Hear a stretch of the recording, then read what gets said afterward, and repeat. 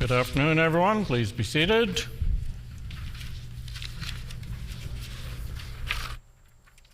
Routine proceedings, introduction of bills. Committee reports. The Honourable Member for Tuxedo. Honourable Speaker, I wish to present the first report of the Standing Committee on Legislative Affairs.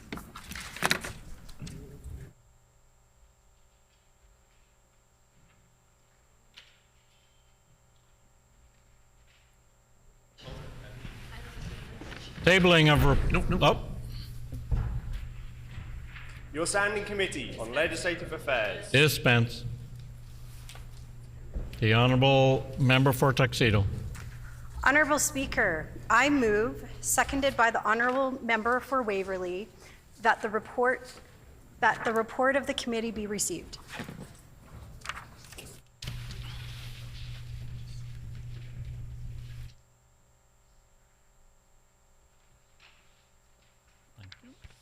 It's been moved by the Honourable Member for Tuxedo, seconded by the Honourable Member for Waverley, that the report of the committee be received. Is it the pleasure of the House to adopt the motion? Agreed, and so ordered. The motion is accordingly adopted. Tabling of reports. Ministerial statements. The Honourable Minister of Families. Miigwech, Honourable Speaker. December 3rd marks the International Day of Persons with Disabilities, a day to promote an understanding of disability issues and reiterate support for the dignity, rights, and well-being of persons with disabilities in Manitoba and around the world. Today, 1 in 3 Manitobans has a disability, including mobility impairments, cognitive disabilities, mental health disorders, or sensory differences. These disabilities can be permanent or temporary, visible or invisible. Manitobans may be born with a disability or develop one at any time throughout their life. This year, the International Day of Persons with Disabilities falls during the annual 16 days of activism against gender-based violence. Women of all ages are more likely than men to have a disability, and people with disabilities are more likely to experience gender-based violence. Being aware of the impacts of accessibility barriers and ableism, along with the misogyny, homophobia, transphobia, and racism on gender-based violence, is part of the work all Manitobans can do as we move towards a future where everyone can be free of gender-based violence. This is the work that I'm proud to participate in with our Women and Gender Equity team, and that we are acutely aware of and that we include in all of our gender-based analysis. Our government remains committed to removing barriers through the full implementation of the Accessibility for Manitobans Act, first introduced by our former NDP government in 2013. The regulations under the Act serve as building blocks for making real, effective changes right across Manitoba. In my time as Minister responsible for accessibility, I have had the incredible honor of meeting so many Manitobans in the disabilities communities working to make our province more accessible, including parents and those that are on the front lines that are so dedicated to making sure that we have the most equitable and inclusive province for everyone.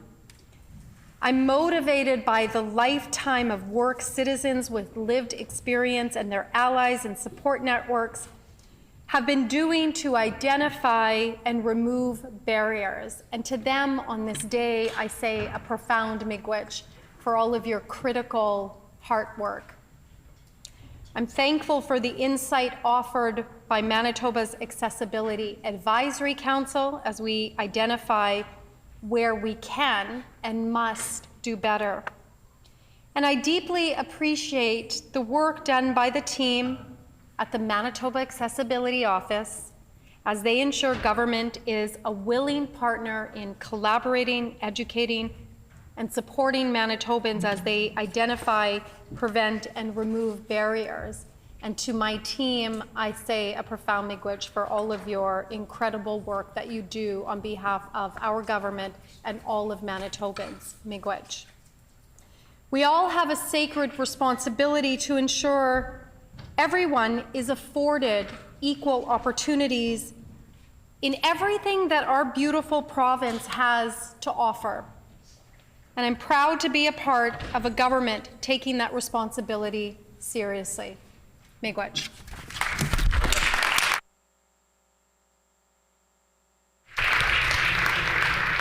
Just before the response, I have some guests that will be leaving shortly, so I'd like to introduce. We have seated in the public gallery from Walter White School, 12 grade 9 students under the direction of Brian Riz, and they're guests of the Honourable Member for Red River North, and we welcome you here today.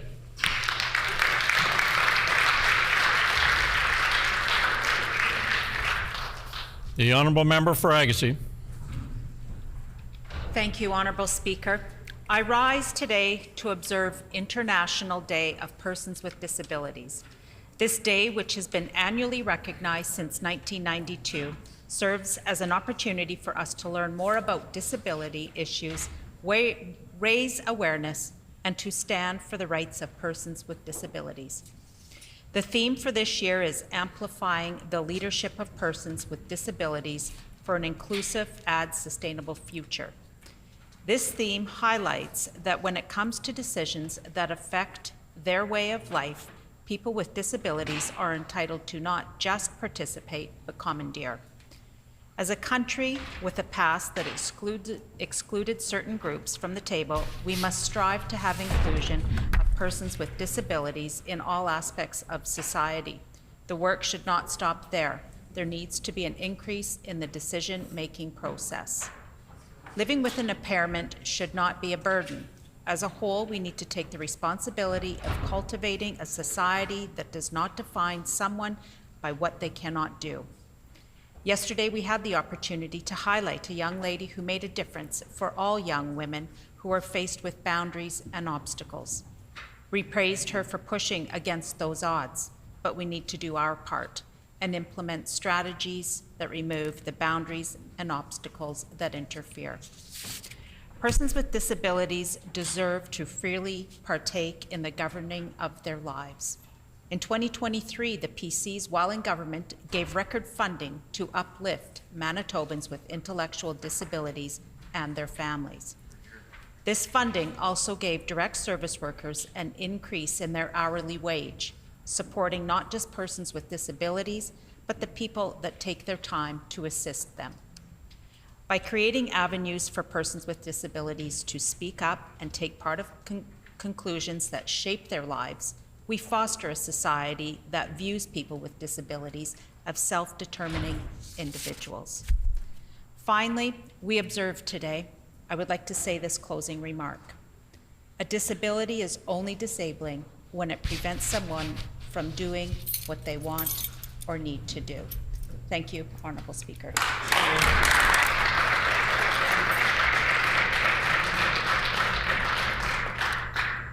Member statements. The Honourable Minister of Sport, Culture and Heritage. Honourable Speaker, I rise today to acknowledge a remarkable institution in our community, Singh Sabha Gurdwara, a Sikh place of worship that stands as a beacon of inclusivity, compassion, and service. The Gurdwara is not just a place for prayer, but a hub where the values of selflessness and unity are practiced every day. What makes this Gurdwara truly special is its open door to people of all faiths and backgrounds. Every day of the week, the Gurdwara welcomes all individuals, offering a warm, open space for reflection and community. There are no barriers to entry. It is a place where everyone is embraced. This welcoming spirit is at the heart of the Sikh faith, and it exemplifies the message of equality and unity. One of the most touching features of this Gurdwara is its langar, the free community kitchen that serves meals to all who come through its doors. The langar is open all day, offering a hot meal to anyone in need, without question or cost. It is a true reflection of the Sikh principles of selfless service and generosity. I had the honor of visiting this Gurdwara this past weekend, where all community members made me feel exceptionally welcomed. This incredible service, known as Seva, is made possible by the dedication of countless volunteers, community members who give their time and energy to help serve others. They are the backbone of the langar, working together to ensure that no one is turned away hungry. In Assiniboia, we are lucky to have such a place, a model of kindness, a shining example of what it means to live by the values of service, quality, and community. I want to extend my heartfelt gratitude to the Singh Sabha Gurdwara and its volunteers for their unwavering commitment to make our community a better place for all. Honorable Speaker, I would ask my colleagues to join me in welcoming members from the Singh Sabha Gurdwara who are here with us today and thank them for their incredible service.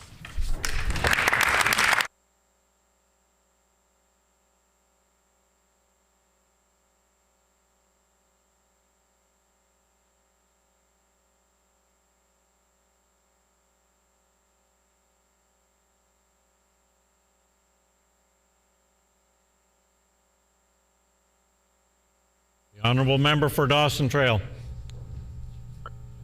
Since 2016, I've had the honor of being in the House countless times and have highlighted the community and individuals from Dawson Trail that are true Dawson Trail heroes. Communities such as Lorette always rally together when there are needs and step up to better their communities and their residents. In January 2023, the exciting news came out that the then PC government, federal government, and municipality provided over $8 million in funding to build the new Taché Community Complex. October 29th was also a very special day, standing alongside folks who have worked tirelessly over the years to make this project come to fruition and break the ground was an accomplishment that many should be celebrating. During estimates, a member opposite had stated how I was applauding the current government for their announcement, and that is truly disappointing. If there would have been any applause, it would not have been directed towards the NDP promising funds prior to the 2016 election that had never been budgeted for, and it certainly would not have been taking extra time to release the funds the PC government had already committed. I would encourage the minister not to pat themselves on the back, but rather clap for the community members and organizations that have supported the ongoing fundraising efforts that have been going on for countless years. To the previous and current council who have dedicated the hours of their time to ensure this project was successful. So today I ask all members to stand and applaud those who deserve the applause, all those community members and individuals who truly made this happen.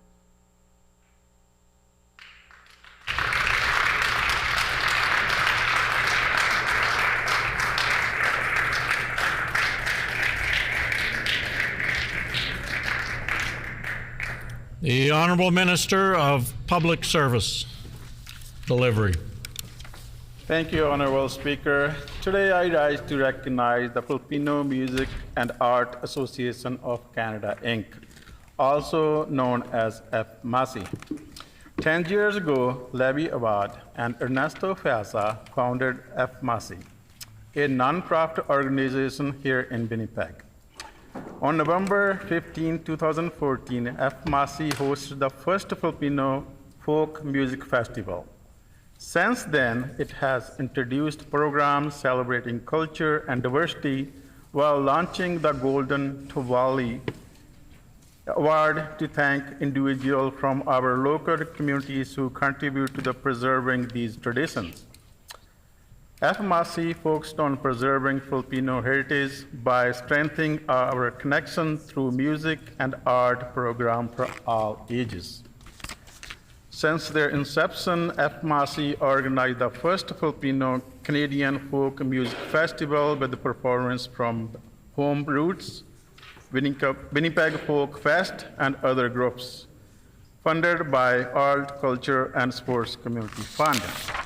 This organization has raised $10,000 to create the Music and Art Leadership Award in partnership with Seven Oaks Education and Winnipeg Foundation. In the years following, FMAC also hosted the Filipino Folk Music Festival alongside the Philippine Canadian Center of Manitoba and Filipino Senior Group of Winnipeg. The Filipino Music and Art Association of Canada and the organizations like them are important touchstones for understanding our province's history and are vital resources of our collective culture identity. Please join me in recognizing member of the Filipino Music and Arts Association of Canada, Inc., or better known as FMAC. Thank you, Honorable Speaker.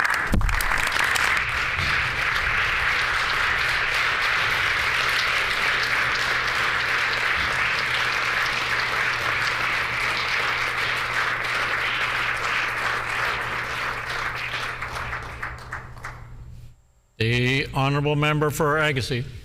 Thank you, Honourable Speaker. Today I stand before you to address a pressing issue that impacts the lives of countless Manitobans. Complete lack of funding and support from this NDP government in our fight against poverty. Poverty is not merely a statistic, it is a daily struggle for far too many in our province. The challenges faced by those living in poverty are complex and interwoven, touching upon critical issues such as food insecurity, substandard housing, and restricted access to essential services. Regrettably, the funding provided by the NDP government has not kept pace with reality. Numerous programs intended to be stopgaps are instead being relied on by many Manitobans on a regular basis. Harvest Manitoba has come forward with the staggering figure. In spite of all the empty words this NDP government releases, their first year in office saw a 30% increase in food bank usage. The Premier can make up whatever stories he wants to of a mom and dad at the gas pump, going to a hockey game, getting a Happy Meal, but Order, the people please. on the... I just caution the member that some of her language about making up stories is very close to being unparliamentary, so choose your words carefully, please. The honourable member for Agassiz. Thank you for your guidance. Thank you. Manitobans are struggling more than ever and reaching out for help. He promised his gas tax holiday would generate lower grocery prices, but everyone knows what happened. It missed the mark in helping Manitobans' most vulnerable people.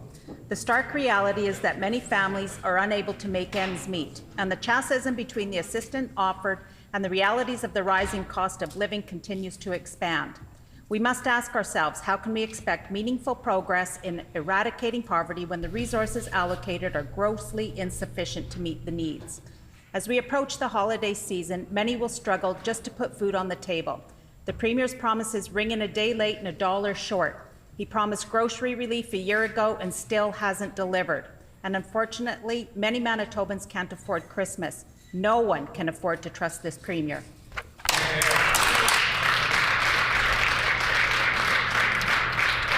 The Honourable Minister of Environment and Climate Change. Honourable Speaker, today Today I stand to wish the River East Collegiate Kodiaks varsity hockey team the very best as they prepare to represent Manitoba at the prestigious St. Michael Mustangs Invitational Varsity Boys Hockey Tournament in Niagara Falls. From December 11th to 15th, these exceptional student athletes will hit the ice and compete against 24 teams from Ontario, Pennsylvania, and beyond.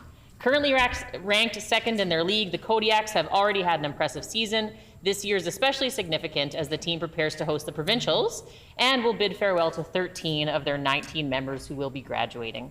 These young athletes have dedicated countless hours to training, competing, and representing their school and our community with pride. Team sports like hockey are much more than just games.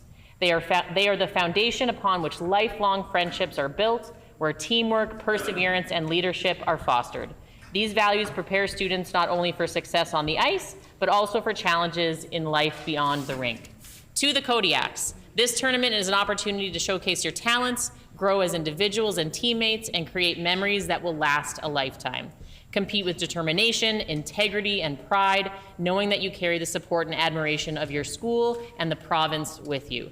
We look forward to hearing about your victories, both on the scoreboard and in the personal growth you'll achieve during this incredible experience. Honor the game, enjoy the journey, and make Rossmere and Manitoba proud. Best of luck, Kodiaks. And Honourable Speaker, I'd like to ask for leave to include their names in Hansard.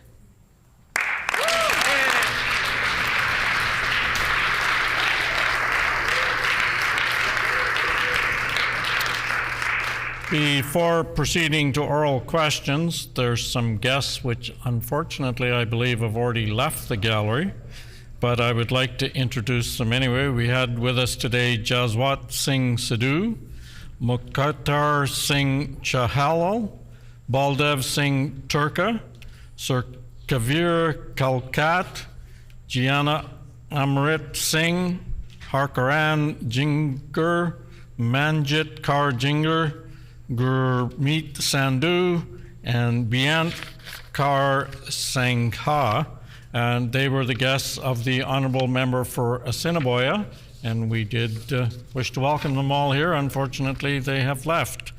Further, I'd like to draw the attention of all Honourable Members to the loge to my right, where we have with us today Jim Rondo, former Member for Assiniboia. On behalf of all honourable members, we welcome you here today. And now I have a statement. I would like to draw the attention of all honourable members to the Hansard desk at the back of the chamber, as I have someone to introduce, and I am pleased to announce that Mulaney Ferris has been hired as the Assembly's new Hansard Director. For those who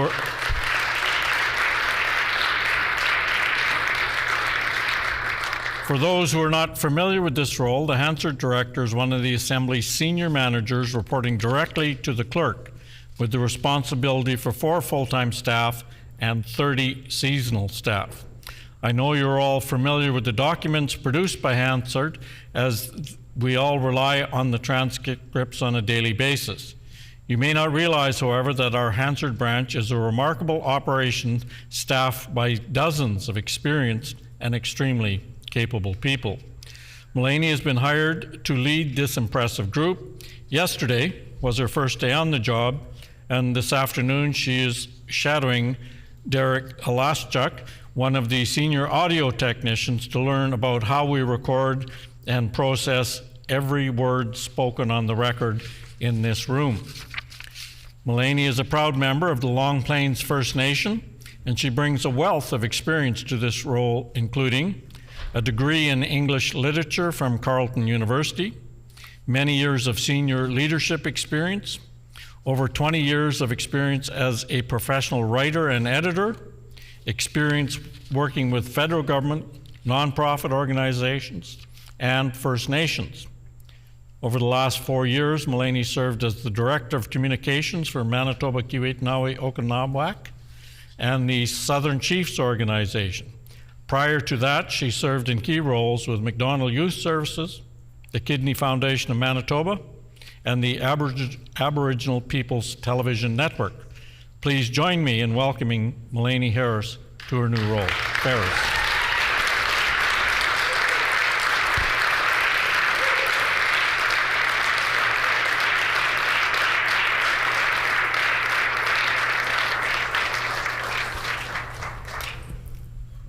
Oral questions, the official leader of the official opposition. Thank you, Honourable Speaker, and of course, on behalf of the PC team, Mulaney, welcome to your new role, and I'm sure we'll be giving you lots to discuss down with the rest of your team. Honourable Speaker, with the threat of 25% tariffs against Canadian goods by President-elect Trump, our economy needs a plan. The Premier is, again, trying to distract Manitobans from his planned program cuts and tax increases in his upcoming budget. When asked what can be done, he points to defense spending, which is out of his jurisdiction. Well, or at least until he runs federally, Honourable Speaker. However, Manitobans know the best. Defense is a strong offense. I asked the Premier today, will he recognize the need for enhanced interprovincial trade today and strike an all-party committee to pursue this agenda on behalf of all Manitobans? Honourable Speaker. The Honourable Minister of Health, Seniors and Long-Term Care. Thank you, Honourable Speaker. On behalf of our entire NDP government, welcome, Mullany. This is a really exciting day. We're thrilled to hear your extensive and incredible resume. Really wonderful to hear that read into the record in this chamber, so welcome to you. Honourable Speaker, on this side of the House, we take very seriously the economic health of our province. After 7.5 years of a PC government, failed PC government led by Heather Stephenson, by Brian Pallister, that saw failed approaches not only economically but on healthcare, education, key areas that directly impact the health of our economy long term in this province. We're taking a different approach. We're going to work with our partners. We're going to invest in areas that make our economy strong for generations to come. The Honourable Leader of the Official Opposition on a supplementary question. Honourable Speaker, internal trade barriers dampen productivity, stifles competition and investment, and can restrict labour mobility. Under our previous government, led by Heather Stephenson and Brian Pallister, the new West Partnership Trade Agreement has shown that there is an appetite amongst provinces to work together. At Queen's University, study showed that the new West Partnership Trade Agreement increased productivity by approximately 2%, Honourable Speaker. Threats of tariffs should be an invitation for Manitoba to take a leadership role in a way we can control.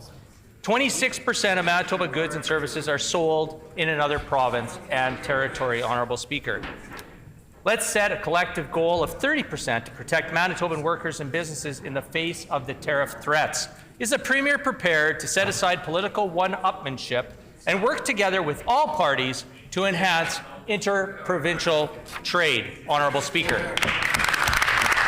The Honourable Minister of Health, Seniors and Long-Term Care. Honourable Speaker, our Premier is working very hard each and every day on behalf of Manitobans, building great relationships with First Ministers across the country. It's part of the reason why he's the most popular Premier in the country. Because he does that work with integrity. Since the member opposite invoked the names that he never usually says in this House, let's talk about the failed record of the previous PC leaders, Heather Stephenson and Brian Pallister. 4 provinces have presence in Washington, D.C. That's Alberta, BC, Ontario, Quebec, and Saskatchewan. You know who else used to have presence in Washington? Manitoba. We were on that list until shortly after the 2016 election when the PCs were elected, and guess what? They cut that office. They did damage to that relationship. We're fixing that damage that was done. Wow. Good job, Minister. The Honourable Leader of the Official Opposition on a final supplementary question. Well, it's interesting that the Premier and the wannabe Premier who stands up today is basically taken our recommendation that we did yesterday and now taking credit for looking at opening that trade office in Washington, Honourable Speaker. Economists suggest a 25% tariff could cost every Manitoban in excess of $2,000 annually. However, Queen's University has determined that consumers pay an extra 8 to 15% on the price of goods and services because of interprovincial trade barriers. As noted in NDP's throne speech, the impact of inflation and rising costs has hit Manitoba hard. So let's hit back together. Will the Premier announce an all-party interprovincial trade task force today, or is he content with making Trump's tariffs someone else's problem to fix?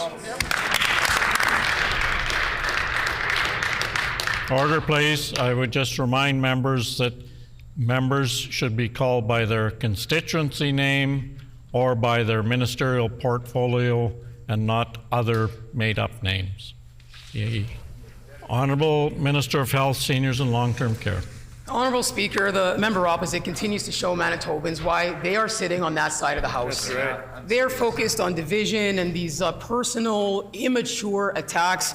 Our Premier and our government are focused on Manitobans. That's right. We're focused on building relationships, which is why the Premier announced just today that our government will stand up a trade office in Washington, D.C. in the new year, restoring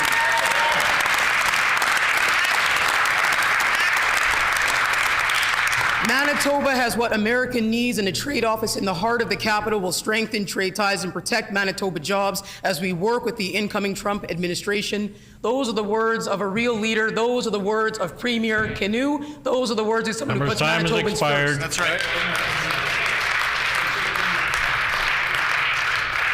And just a further caution to members to use constituency name or ministerial title. In this case, the Premier is the Premier, not Premier his name. It's the Canoe government, but okay.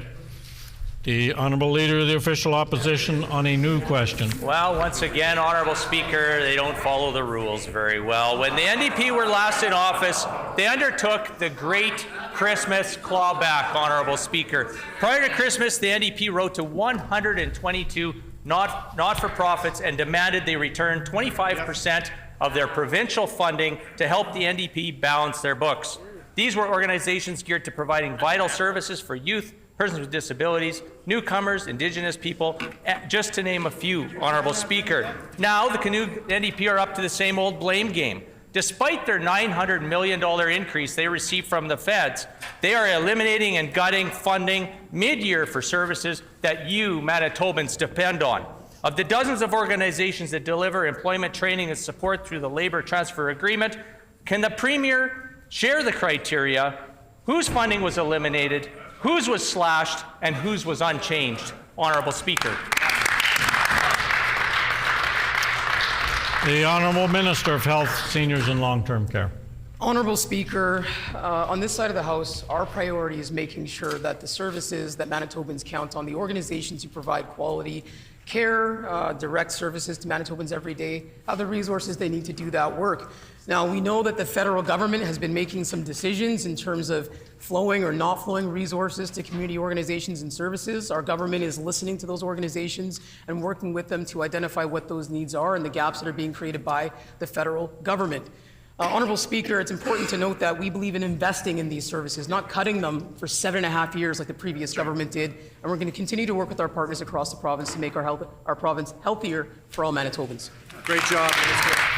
The Honourable Leader of the Official Opposition on a supplementary question. Well, Honourable Speaker, what the Deputy Premier just stated is absolutely false. Yep. Manitobans are struggling to pay for their groceries, car payments, saving for retirement, and their child's education. Against this backdrop of cost of living crisis, what did the NDP do? They cut $20 million from the very programs and services our province depends on to deliver employment training and support.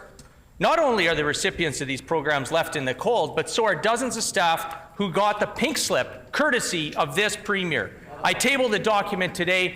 Honourable Speaker, how many staff people were laid off through this sudden and unilateral reduction?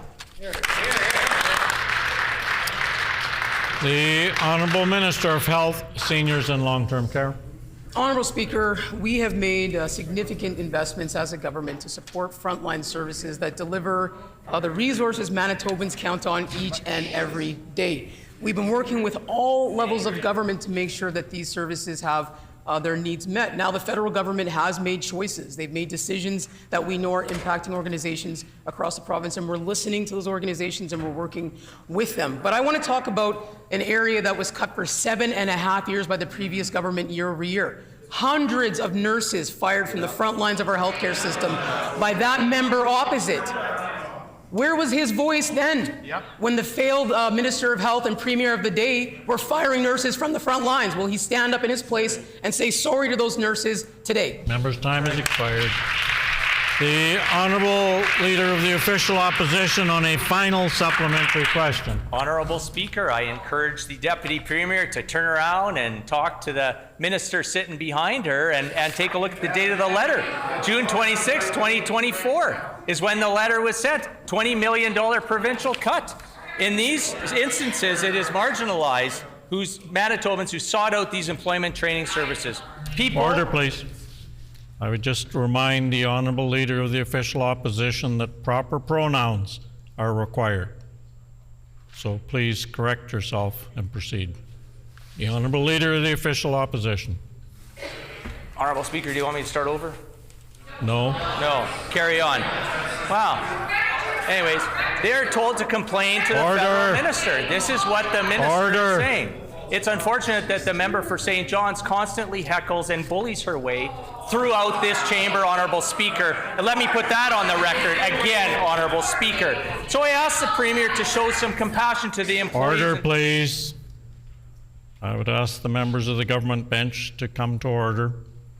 The Speaker's already asked the member to not use the wrong pronouns. We don't need other members screaming across the way.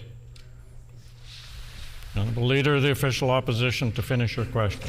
Thank you, Honourable Speaker. So, employees and clients of Edge Careers, Immigrant Centre Manitoba, Osborne Village Resource Centre, Reaching Equality Employment Services, to name a few, $900 million in transfers from the federal government, Honourable Speaker. Will the Premier stand today, give 2% of that $900 million so that these important programs in our communities can continue serving Manitobans who need it the most?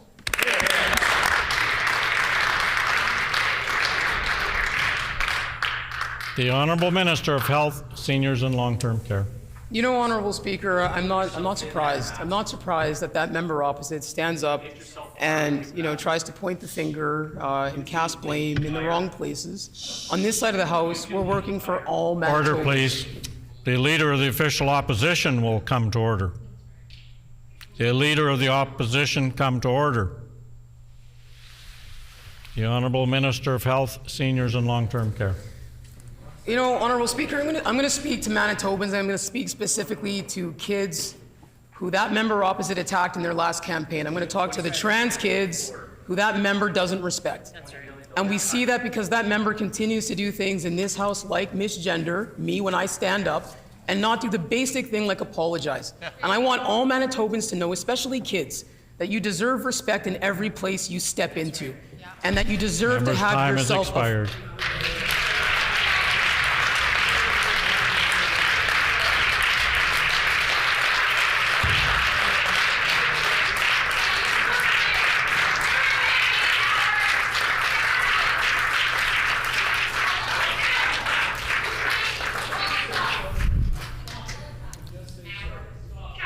Order, please. The Honourable Member for Kildonan River East will come to order and quit screaming across the aisle. Order, please.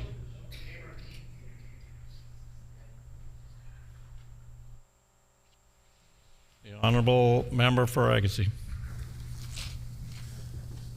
Honourable Speaker, over 30 years, Samaritan House Ministries in Brandon has assisted hundreds of people every month. Through their food bank, resource centre, safe and warm shelter, training centre, and second stage housing for women and children fleeing domestic abuse, they have worked hard to make a positive difference in Westman region. This government has cut their funding. I table their public notice. Staff and clients are unsure about their future, and instead of prioritizing the funding to Samaritan House, this minister sent them a form letter. 30 years of programming at risk. And all they got from this government was, "We wish you and your organization all the best." With this, will this minister do more than wish them well and provide them the funding needed to deliver these important programs? The Honourable Minister of Families. Miigwech, Honourable Speaker, and I want to thank Samaritan House for all of their good work that they've been doing for so many years, serving the most vulnerable and marginalized of Manitobans. Their work is critical in supporting folks where they're at and ensuring that folks are safe and that they have the supports that they need. I'm really proud of our government that we have stepped up since forming government and really are cleaning up the mess that the former failed PC government. It's quite interesting that now members stand up with these erroneous questions, questioning whether or not our government is committed to supports for those that are on the front line. That is what we do. That is what the NDP does. Member's time has expired. The honourable member for Agassiz on a supplementary question. Program staff and clients are facing cuts and unemployment, all thanks to this NDP. As one client shared, quote, "My daughter Angel took the program, then her daughter Raven took the program. Now both are employed. It was a great program and they learned a lot. Food bank usage has never been higher. Child poverty is rising. Manitobans are struggling like never before. Now more than ever, this government needs to assist the unemployed and underemployed with an opportunity to succeed. These organizations need a partner. This NDP government has received $900 million through federal transfers. Where are these transfers going, if not to serve our most vulnerable?" The Honourable Minister of Families. In fact, that is what we're doing. We're fixing the mess that members opposite left after 7.5 years of austerity and cut after cut after cut. I mean, it's the pure audacity of members opposite to stand up in this House today and all of a sudden they care about vulnerable and marginalized Manitobans. They didn't care about them in their whole 7.5 years that they were in their failed government. They didn't even know where they were. What is a marginalized or vulnerable Manitoban? Pick yourself up by your bootstraps and do better. That was the message that members opposite gave day in and day out while they were failing Manitobans and in their failed government. The honourable member for Agassiz on a final supplementary question. For 35 years, Reaching Equality Employment Services has been working with persons with disabilities and health conditions to secure meaningful employment. With a stroke of a pen, this government has ended vital programming. Effective September 30th, Reese no longer offers Manitobans employment assistance services. Staff has been laid off and clients have been abandoned. All because this NDP government does not see these organizations and their staff as a priority. As we head into the Christmas holidays, can the minister share how many organizations are going to be hit with these funding cuts to services, programming, and unemployment? The Honourable Minister of Families. Thank you, Rich, Honourable Speaker. Again, it's really disappointing that the member is choosing to get up and put false information on the record and really try to create an atmosphere of fear. Again, it is pure audacity of any single member opposite to get up and try to feign that they actually care about those that are struggling or those that are on the front lines or those that work with the most marginalized and vulnerable of Manitobans, when after year after year after year, all they did was cut with contempt and callousness. That was the record of their 7.5 years in their failed government. Shame on them. Member time has expired. The Honourable Member for Midland. Earlier this year, the NDP decided to increase taxes on tens of thousands of property owners in Manitoba, collecting $148 million in new taxes. Last week, a new housing market outlook from RE/MAX predicted the average house price in Winnipeg will hit $456,238 next year. This is a 5% increase from 2024. I table that for the House. What is the minister's plan as property assessment values increase, and as a result, more middle-class Manitobans will be paying for his tax grabs? The Honourable Minister of Finance. Honourable Speaker, you know what we did earlier this year? We cut taxes for Manitobans. That's right. That's what we did. And we're proud of it. So proud. When we came in, what did we do right away? We brought in a fuel tax holiday, something they didn't do in 7.5 years. What did they do? 7.5 years. Every single day, they charged fuel tax on Manitobans. What did we do when we came in? We brought that relief in so that every single time Manitobans go to the pump, they're saving money. And what do we do with our recent throne speech? We announced a hydro rate freeze, action on making groceries cheaper. Finally, Manitobans have a government that actually care about their interests. We're going to keep fighting every single day.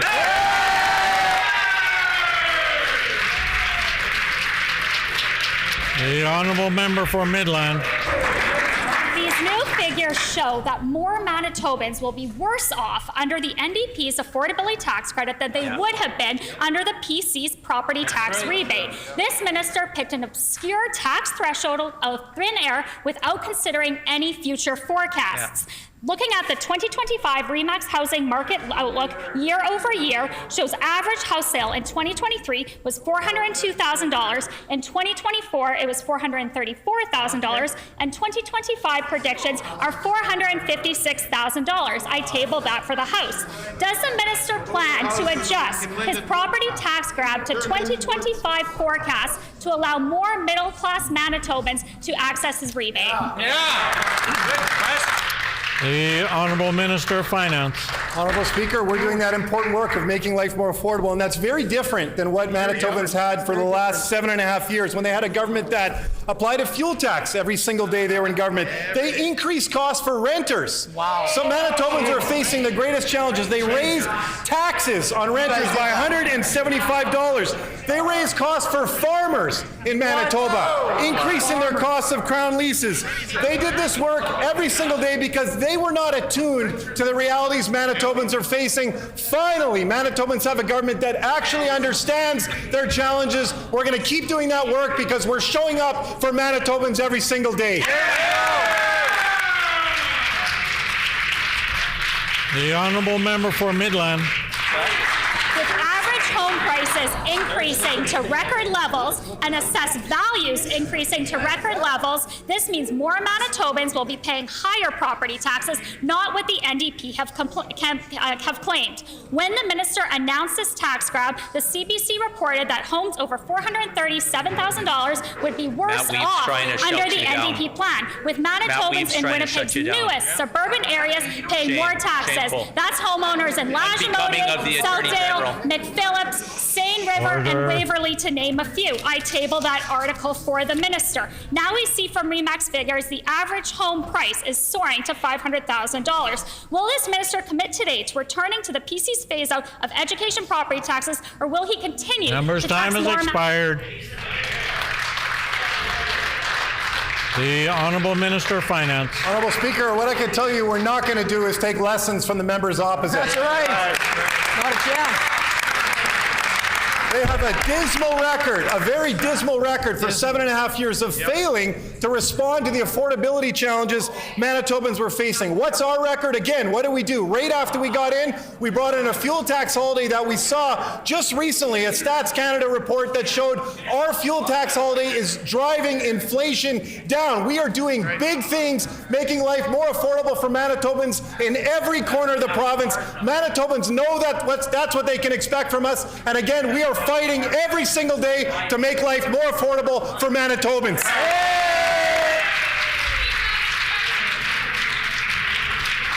The Honourable Member for Roblin. Just like the rest of Manitoba, Winnipeg is in a cost of living crisis. Yesterday, the Mayor's office released a poll regarding proposed tax increases in our city. Just 10% of Winnipeggers polled preferred higher taxes over increased funding from the province. Winnipeg is in a desperate budget crunch, and if the NDP doesn't step up, Winnipeggers will be paying higher taxes. Members opposite can deny it all they want, but that is an NDP tax hike. Does the NDP government recognize that its failure to act on municipal funding forces these tax increases onto Winnipeg families, essentially making them an indirect tax hike imposed by this NDP government? The Honourable Minister of Municipal and Northern Relations. Thank you, Honourable Speaker. It's a great pleasure to stand up here in the House and talk about how we're building this province.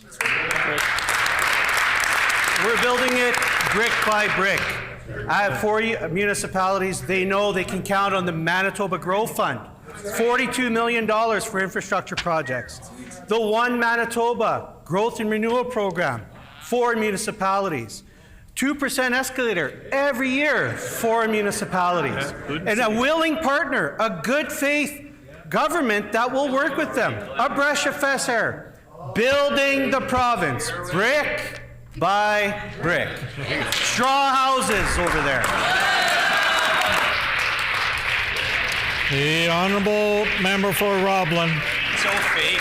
The city has proposed all kinds of unnecessary and unfair lifestyle taxes to try and make ends meet at City Hall. Taxes on food delivery, parking, vehicle registration, alcohol, and huge property tax hikes. This, after the NDP hiked property taxes and income taxes in their last budget and refused to fight for Manitoba families on the carbon tax. If the NDP refuses to offer a sustainable, predictable funding model to the City of Winnipeg, they will be leaving residents to bear the brunt of more fees and higher taxes. Winnipeggers can't afford an even higher tax burden. Why is the NDP forcing their bad budgeting on Winnipeg residents? They're taking a lesson from that. The Honourable Minister, Municipal and Northern Relations. Who cut transit buses to the city of Winnipeg? BC's. Oh, Brian Pallister. There you go. We'll see, they said that name earlier before. That was the stick builder, right? Build his province out of sticks. And problem, fighting the feds all the time. Yeah, that's right. We are good faith government, brick by brick. All women doing well.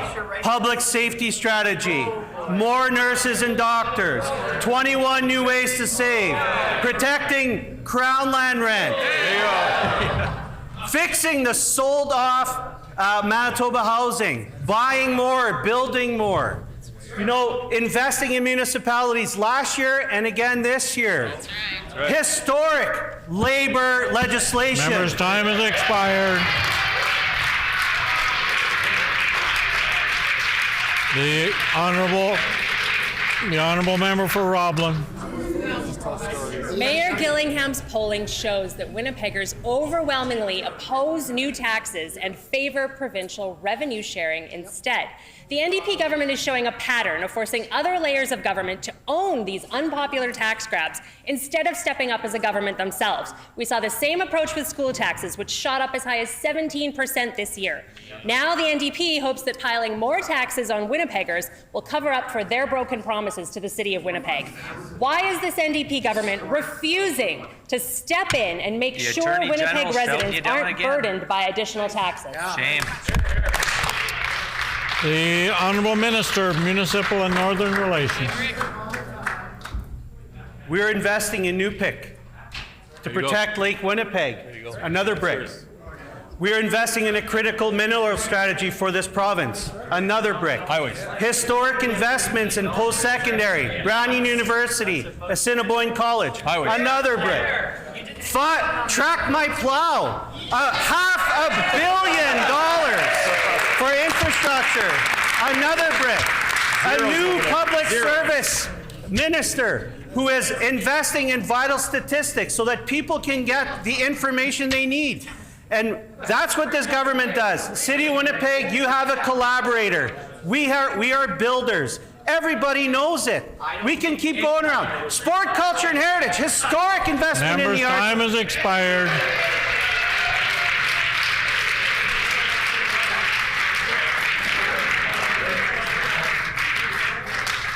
The Honourable Member for Morden Winkler. Honourable Speaker, I have asked this government about the needs of my constituents.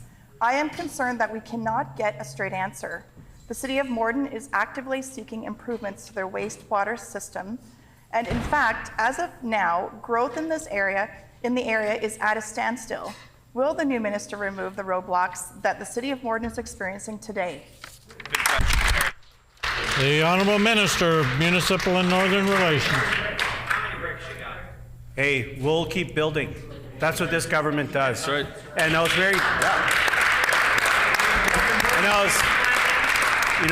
very happy to meet with the mayor of Morden and talk about the wastewater treatment work that's going on there. Happy to meet with the mayor of Winkler. Happy to meet with the mayor of Brandon. Happy to meet with the mayor of Winnipeg. And the theme is the same. We weren't getting help before. Can you please help us? We weren't getting help before with these straw house builders. Can you please help us? Because that's what this government is doing. And when we talk about One Manitoba Growth and Renewal Program, when we talk about $42 million in the Manitoba Growth, when we talk about 2% every single year, those are going to communities like Winkler and Morden. Expired. The Honourable Member for Morden Winkler on a supplementary question. Thank you, Honourable Speaker. As of May of this year, the shortfall between the cost of upgrades to the wastewater system in Morden and the available grants and funding was between $13 and $33 million. When will this minister sit down with municipal leaders and take action to complete this needed wastewater project? The Honourable Minister, Municipal and Northern Relations. Straight answer, we invested more money in the Water Services Board. That's right. We're meeting with these municipal leaders as an honest broker. Where they couldn't get meetings before, they're like shocked by the fact that they can actually talk to someone in government. That's right. And, you know, they want to ignore the years of zeros like it was nothing. Let's use an analogy. You dug them a hole. We gave them a ladder, and you were just throwing them a shovel. We are here to build this province. We are not here to ignore the stakeholders. We are here to give them their 2% year after year, invest in policing, invest in wastewater. That is clear. That's what we're doing. We're feeding kids. Another brick. We are builders. The Honourable Member for Morden Winkler on a final supplementary question. Thank you, Honourable Minister, and Honourable Speaker. This is not a partisan issue. Shouldn't be. This is a Manitoba community that wants to grow, wants to give Manitobans an opportunity to build their best life. My constituents expect the government to work with municipal leaders and take real action. Right now, houses can't be built and businesses can't expand because the government talks but won't act. Will the minister commit today to coming to the table with funding and solutions to remove this roadblock and build this facility today? Great job. The Honourable Minister, Municipal and Northern Relations. Listen, we're builders, and I'll tell you what we're hearing. We're hearing the same thing you're hearing. Help our communities grow. That's why we have the Manitoba Grow program, $42 million. That's why we invested in the Water Services Board. That's why we're good partners with the federal government. We're not starting fights. We're not doing what the straw builders and the stick builders did. Heather. How can you build a province when you're fighting with the people you're supposed to be working with? We pull on the rope together. We are rowing this province in the direction of prosperity, and we will continue to invest in the people of this province. And it's really clear. The best resources. Member's time has expired.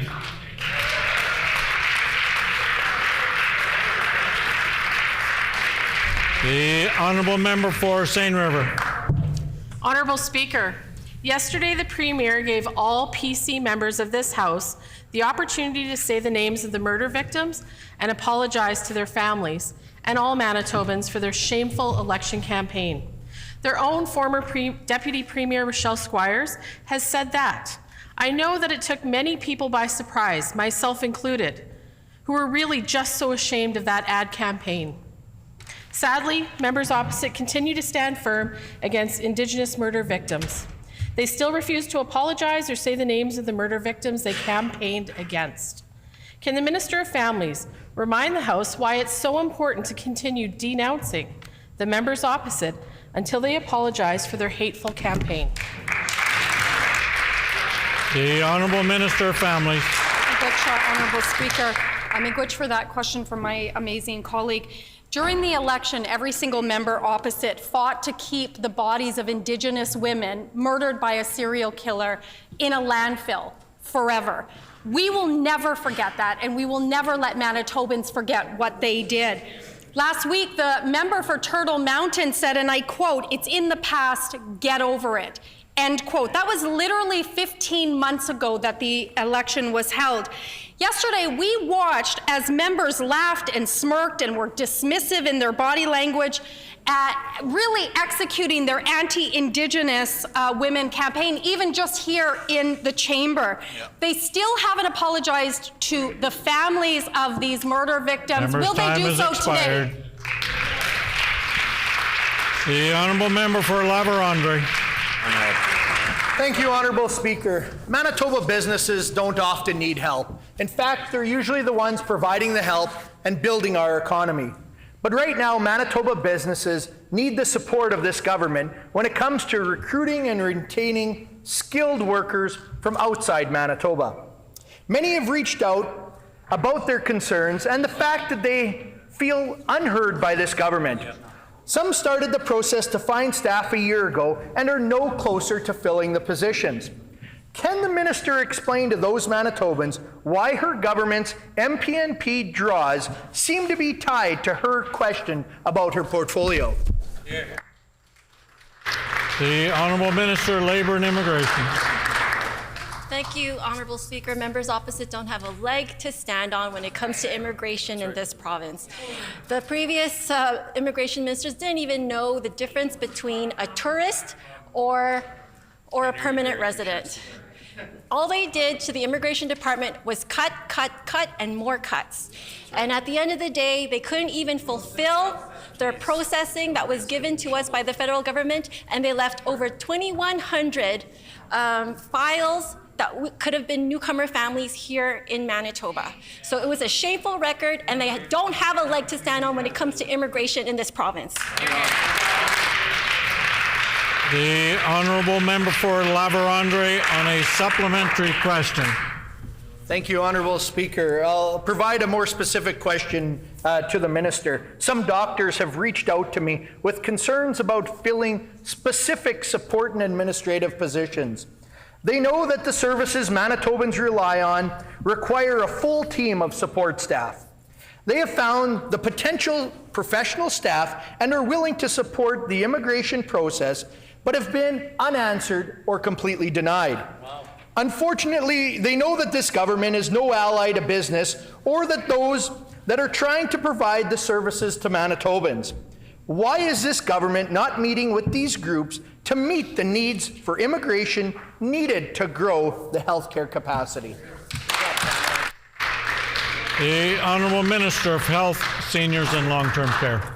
Honourable Speaker, our government did something historic. We set up for the first time ever in our province's history a recruitment and retention office that is dedicated to working with municipalities, with doctors, with anyone who is committed to making sure we have more people on the front lines.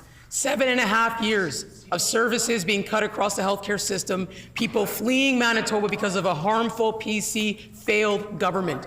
Our recruitment and retention office has successfully been recruiting folks into the healthcare system, working in partnership with doctors and folks across the healthcare system. We're going to keep doing that work to the benefit of all Manitobans. Right on. The Honourable Member for La Vérendrye. Honourable Speaker, one thing for certain is that Manitobans have never witnessed a government so intent on division, hate, partisanship, other than this canoe government. They are so loyal to their socialist ideology. This government says one thing and does another. I have heard from doctors that are worried about their ability to practice being impaired and limited. They have been unable to recruit people with the right skill set domestically and try to avail themselves to our provincial nominee program. Instead, they've gotten nothing but red tape and roadblocks. Can the minister commit today to prioritizing draws related to such high needed skilled labor and working with these doctors? Time has expired. The Honourable Minister, Labour and Immigration. Thank you, Honourable Speaker. Members opposite are living in an alternative universe, if this is what they think is going on here in Manitoba. This is a government that is going to be fulfilling the highest number of newcomers, that we're going to be fulfilling our federal allotment this year by the end of December. That's over 9,500 newcomer families in our province, and this is going to be a history record-setting number for our province. Right on.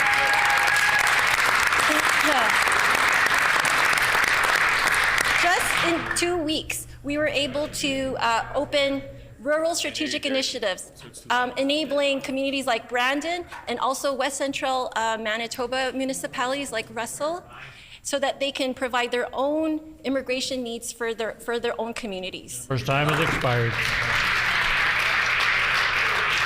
The Honourable Member for Spruce Woods. Thank you, Honourable Speaker. This throne speech that just passed by the NDP government was an abject failure for Brandon and for rural Manitoba.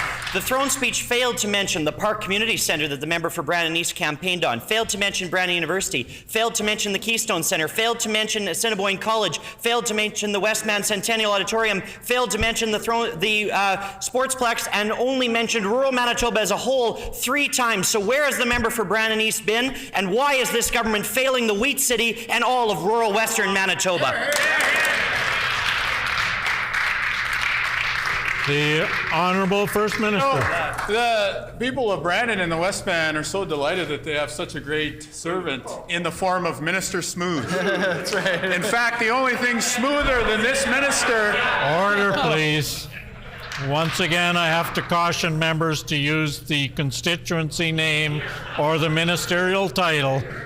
The Honourable First Minister. The only thing smoother than this minister is 18th Street in Brandon. It goes right in front of his office, thanks to the repairs of this government. The years of cuts under the PCs are over. They cut health care. Yep. They cut roads. Yep. They even cut the Christmas party at the legislature.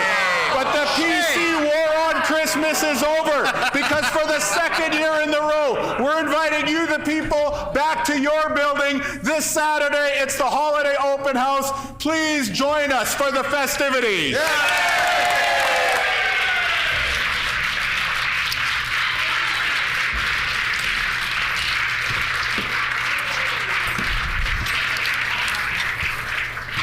The time for oral questions has expired, and I have a ruling for the House.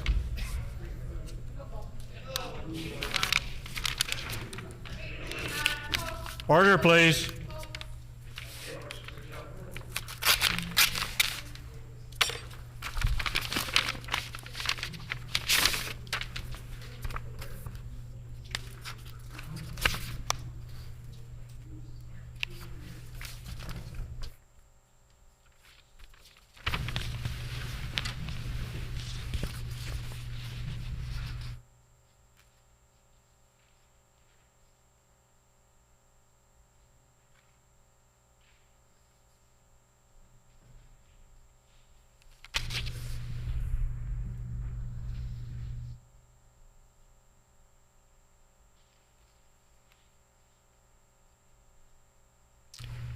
Following the delivery of the speech from the throne by Her Honor the Lieutenant Governor and the introduction of Bill 1 on November 19, 2024, the Honourable Member for Springfield-Rashott raised a matter of privilege, alleging that he and several of his colleagues had been denied office space in the Legislative Building since September 23, 2024.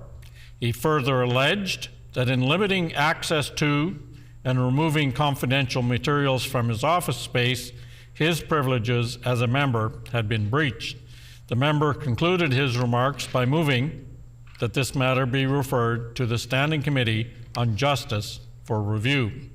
The Honourable Government House Leader and the Honourable Member for Fort Garry spoke to the matter before I took it under advisement.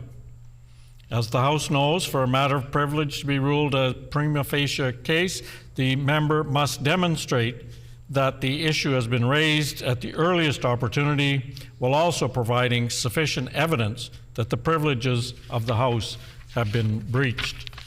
On the condition of timeliness, in his submission, the member alleged that some of the specific incidents he referred to occurred while the House was not sitting in the November break week.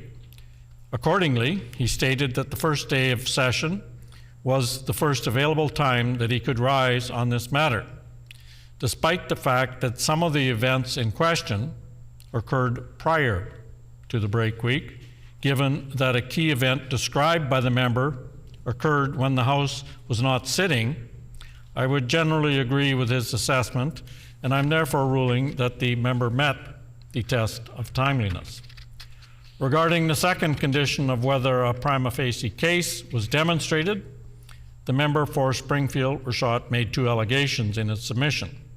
1, since September 23, 2024, he and several colleagues had been without office space in this building. 2, on Wednesday, November 13, 2024, documents and files were removed from opposition office spaces and were not returned to the affected MLAs or given to their caucus offices, but instead were moved to another office in the building.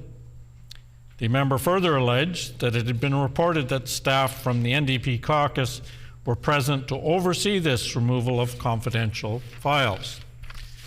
The member also stated that he found it unacceptable that much of the communication about these office moves had not come from an officer of this House or from an official, but rather from the NDP caucus director. The member concluded that not having an office space in the building and the alleged breach of confidentiality impacted his ability to properly participate in this House and to fully and properly represent the citizens of Springfield-Rashott. As Speaker of this House, I find these allegations concerning. However, there are three problems with the member's submission. First, there's the matter of jurisdiction.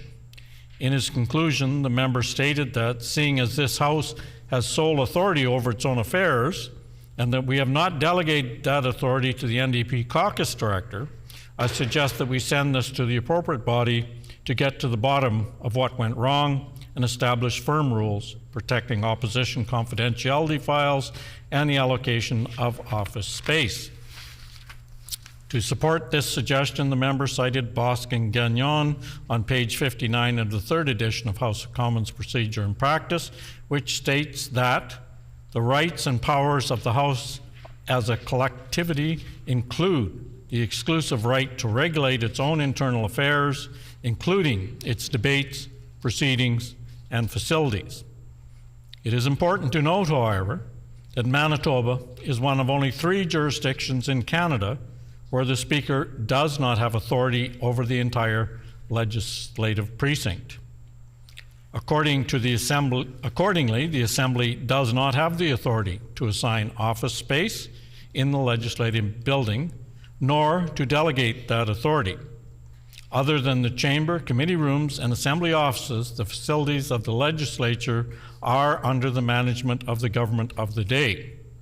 I reference this because the way the member characterized this arrangement was inaccurate, and I believe it is important to clarify this for the House. Second, there's a problem with the member's account of the 2 House of Commons Speakers rulings he referenced. He cited a ruling from 1999 stating that Speaker Perron ruled that picketers preventing MPs from accessing their offices on sitting days was a prima facie case of contempt of the House.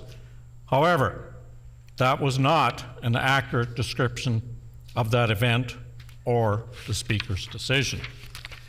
In reviewing that ruling, I learned that while the matter did relate to picket lines set up by members of the Public Service Alliance of Canada, which blocked access to Parliament Hill and its buildings, the findings of a breach of contempt related specifically to the fact that one of the MPs was assaulted when trying to reach his office.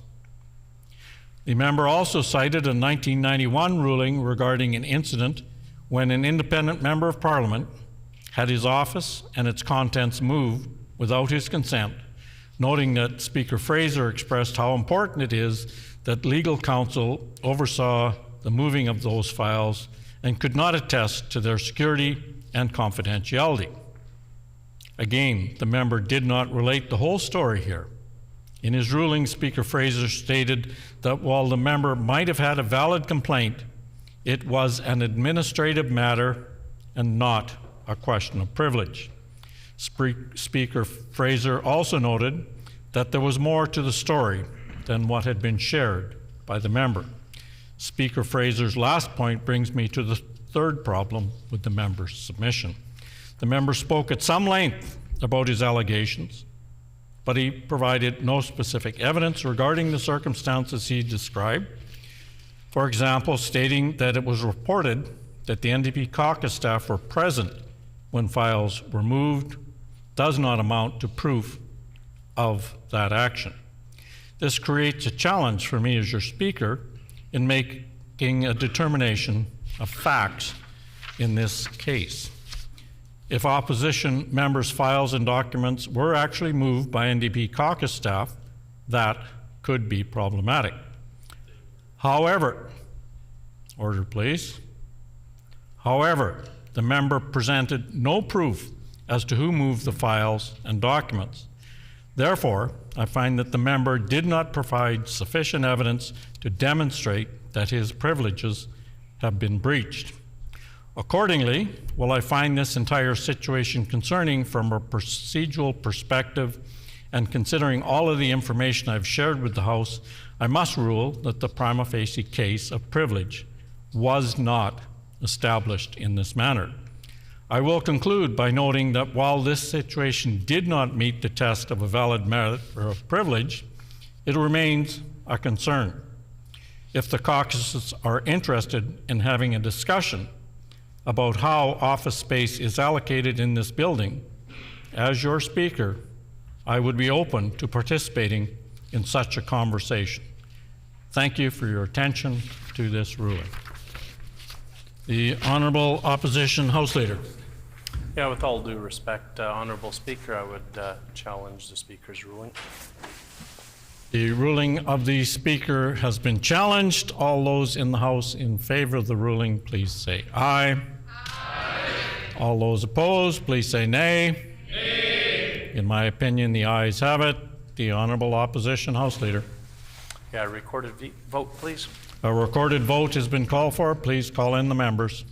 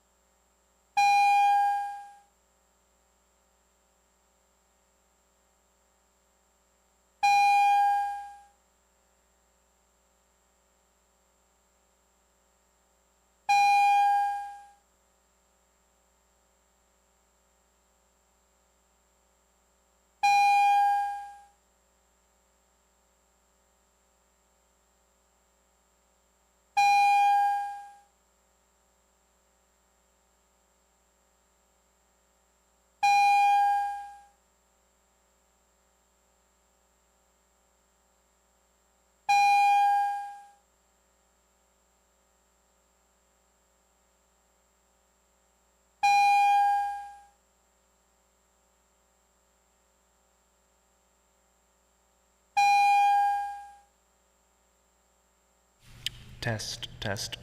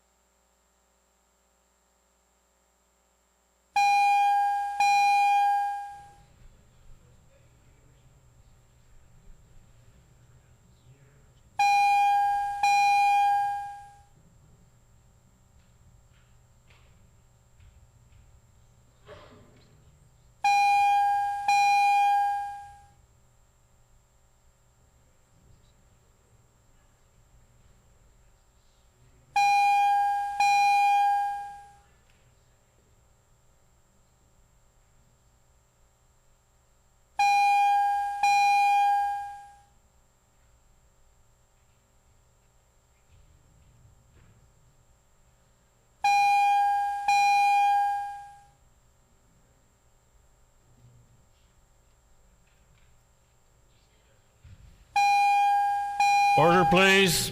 The 1 hour for the ringing of the bells has expired, so I would request that the bells be turned off and the House proceed to the vote.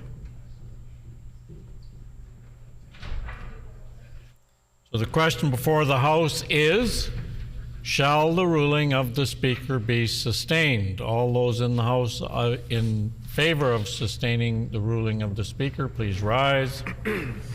Okay. Honourable Minister Fontaine. Honourable Minister Fontaine. Honourable Mr. Weeb. Honourable Mr. Weeb. Honourable Minister Asaguera. Honourable Minister Asaguera. Honourable Minister Sala. Honourable Minister Sala. Honourable Mr. Costishan. Honourable Mr. Costishan. Honourable Mr. Bushy. Honourable Mr. Bushy. Honourable Mr. Simard. Honourable Mr. Simard. Honourable Minister Marcelino. Honourable Minister Marcelino. Honourable Minister Schmidt. Honourable Minister Schmidt. Honourable Mr. Moses. Honourable Mr. Moses. Honourable Minister Cable. Honourable Minister Cable. Honourable Minister Naylor. Honourable Minister Naylor. Honourable Minister Sandhu. Honourable Minister Sandhu. Honourable Minister Kennedy. Honourable Minister Kennedy. Honourable Minister Morose. Honourable Minister Morose. Mr. Blaschko. Mr. Blaschko. Emily Chen. Emily Chen. Emily Moyes. Emily Moyes. Emily Pankratz. Emily Pankratz. Emily Devgan. Emily Devgan. Emily Compton. Emily Compton. Mr. Oxenham. Mr. Oxenham. Emily Loisel. Emily Loisel. Emily Dela Cruz. Emily Dela Cruz. Mrs. Schott. Mrs. Schott. Mr. Brar. Mr. Brar. Emily Redhead. Emily Redhead. Emily Cross. Emily Cross. All those in the chamber opposed to sustaining the decision of the chair, please rise. Okay. Mr. Iwasko. Mr. Iwasko. Mr. Johnson. Mr. Johnson. Mrs. Stone. Mrs. Stone. Mrs. Cook. Mrs. Cook. Mr. Nesbitt. Mr. Nesbitt. Mr. Wharton. Mr. Wharton. Ms. Byram. Ms. Byram. Mrs. Hebert. Mrs. Hebert. Mr. Jackson. Mr. Jackson. Mr. Wochuk. Mr. Wochuk. Emily Briza. Emily Bariza. Mr. Balkan. Mr. Balkan. Mr. Vosleo. Mr. Vasily. Mr. King. Mr. King. Mr. Ginter. Mr. Ginter. Mr. Narth. Mr. Narth. Mr. Pershot. Mr. Pershot.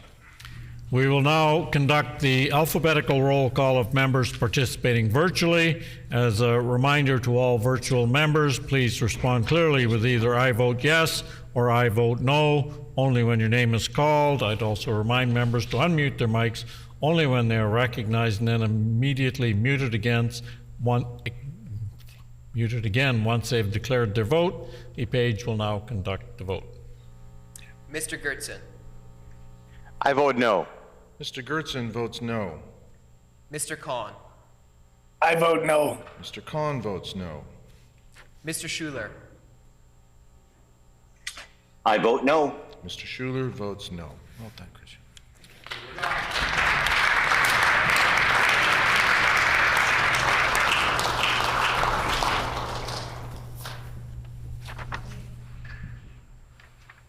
Ayes 28, nays 20. The ruling of the chair is accordingly sustained.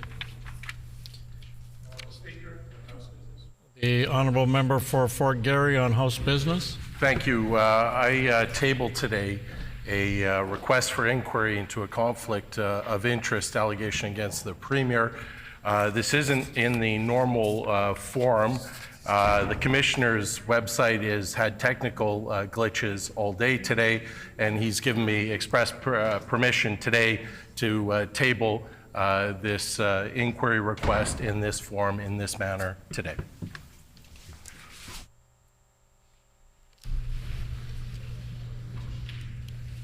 Petitions. The Honourable Opposition Leader. Thank you, Honourable Speaker. I wish to present the following petition to the Legislative Assembly. The background to this petition is as follows. Number one, ensuring that teachers have a robust background in the subjects they teach is essential for maintaining high-quality education and fostering well-rounded learning experiences for all Manitobans. Students. Number 2, the recent amendments by the province of Manitoba to the Teaching Certificates and Qualifications Regulation under the Education Administration Act have significantly lowered the standards for subject area expertise required for teacher certification.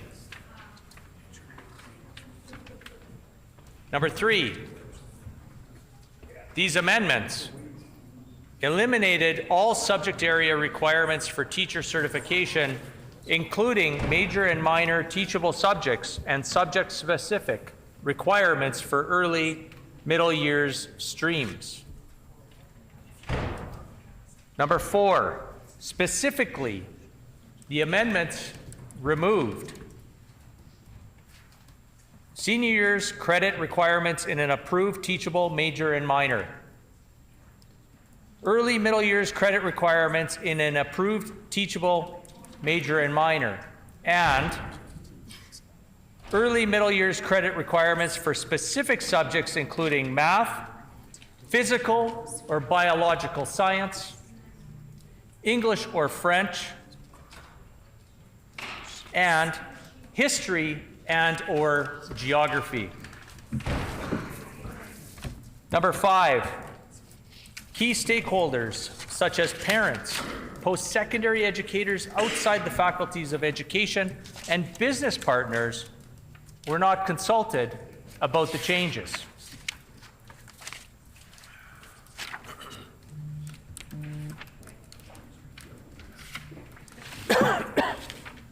Number 6, the removal of subject-specific requirements undermines the educational quality in Manitoba schools by permitting teachers to enter the classroom without sufficient training in core academic areas, thereby compromising the education that Manitoba students receive. We petition the Legislative Assembly of Manitoba as follows. Number 1, to urge the Minister of Education and Early Childhood Learning to reverse recent amendments to the Teaching Certificates and Qualifications Regulation that weaken subject area requirements for teacher certification, and to reinstate teachable majors and minors and early middle years requirements, which are essential for ensuring teachers have strong knowledge in core subject areas. Number 2, to urge the provincial government to address teacher shortages through alternative measures that uphold rigorous subject area standards, which are critical for providing quality education to all Manitoba students.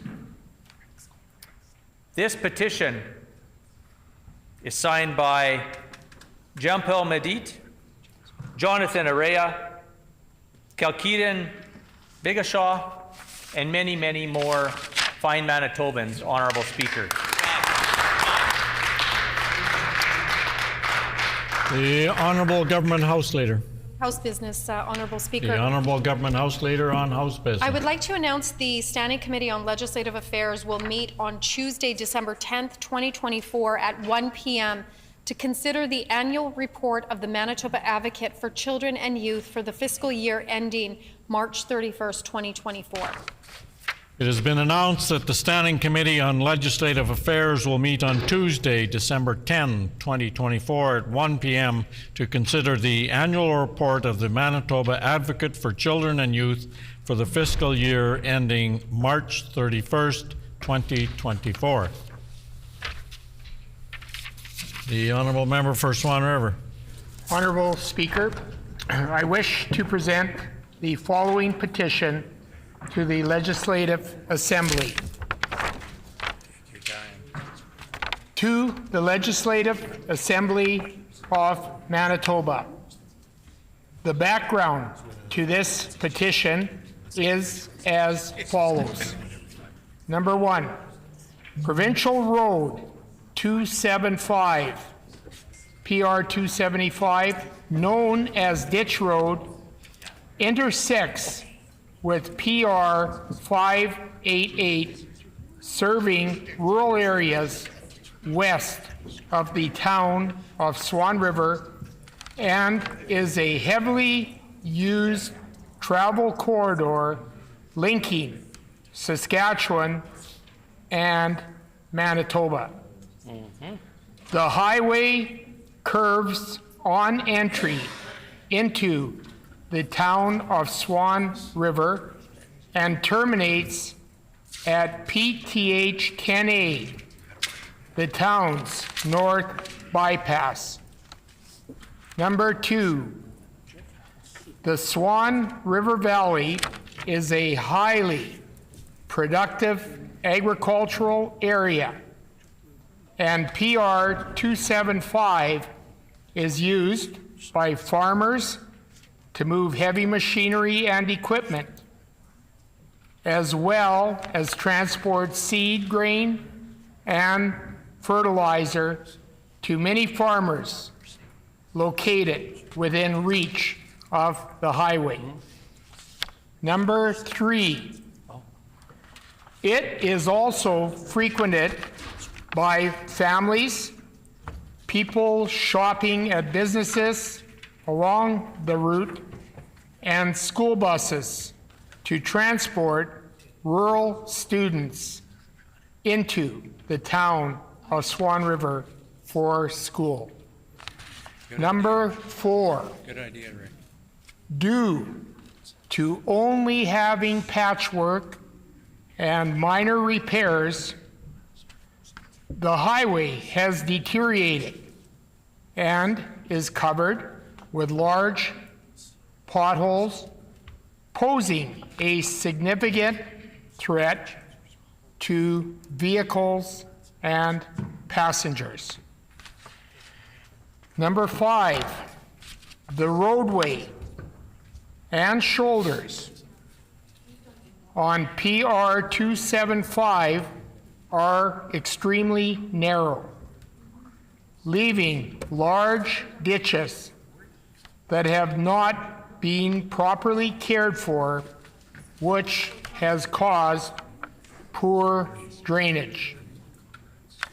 The town of Swan River and the municipality of Swan Valley West have inquired with MTI for a drainage solution over the past several years. Wow. This ditch is not graded properly and is full of bulrush, willows, and cattails. Wow. Number 6, Wow.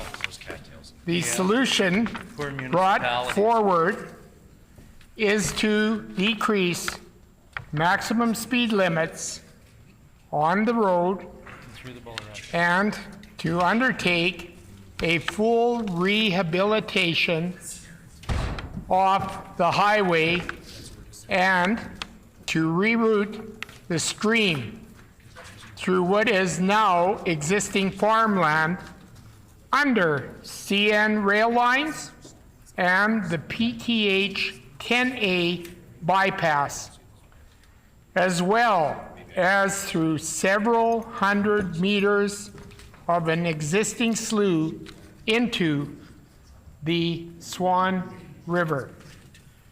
Number 7, numerous meetings held with Swan Valley West and town of Swan River with the provincial government have not moved forward. Wow.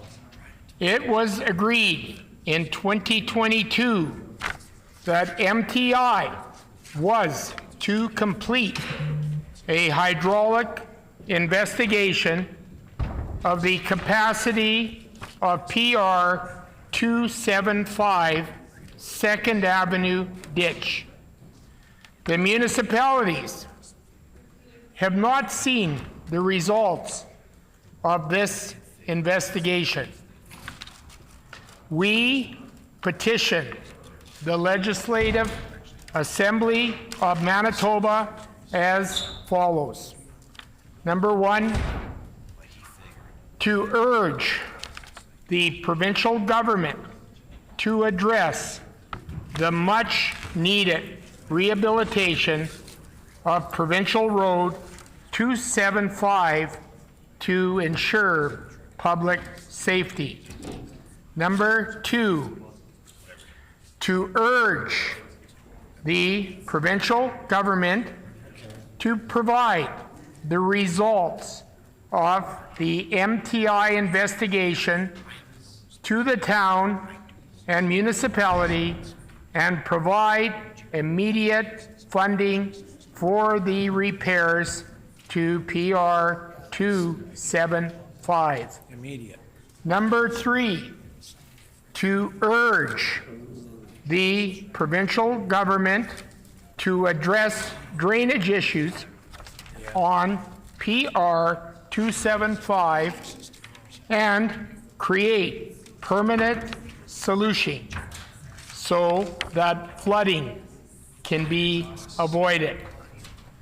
This has been signed by Bill Hunt, Morris Whittle, Brad Stewart, and many, many other Manitobans. Here, here, here.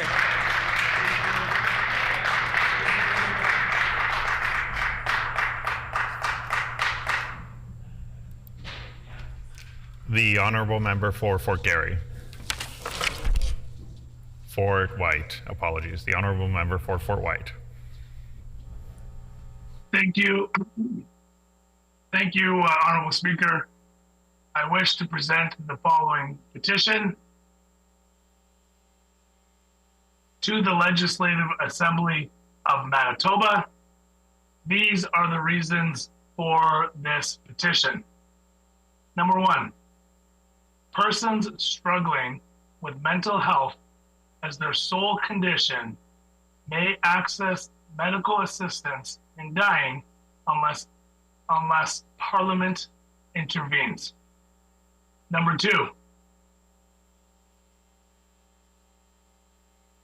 suicidity is often a symptom of mental illness, and suicide is the second leading cause of death for Canadians between the age of 10 and 19. Number 3, there have been reports of the unsolicited introduction of medical assistance in dying to non-seeking persons, including Canadian veterans, as a solution for their medical and mental health issues. Number 4, legal and medical experts are deeply concerned that permitting Canadians suffering from depression and other mental illnesses to access euthanasia would undermine suicide prevention efforts and risk normalizing suicide as a solution for those suffering from mental illness. Number 5, the federal government is bound by the Charter of Rights and Freedoms to advance and protect the life, liberty, and security of its citizens. Number 6, Manitobans consider it a priority to ensure that adequate supports are in place for the mental health of all Canadians.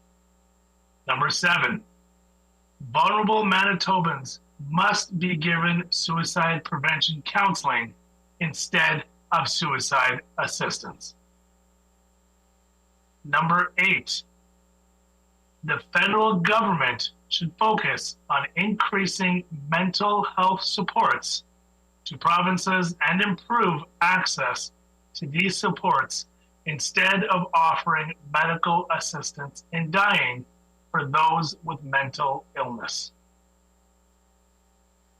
We petition the Legislative Assembly of Manitoba as follows. Number 1, to urge the provincial government to lobby the federal government to stop the expansion of medical assistance in dying to those for whom mental illness is the sole condition. Number 2, to urge the provincial government to lobby the federal government to protect Canadians struggling with mental illness by facilitating treatment, recovery, and medical assistance in living, not death. Honorable Speaker, this petition was signed by many, many, many Manitobans.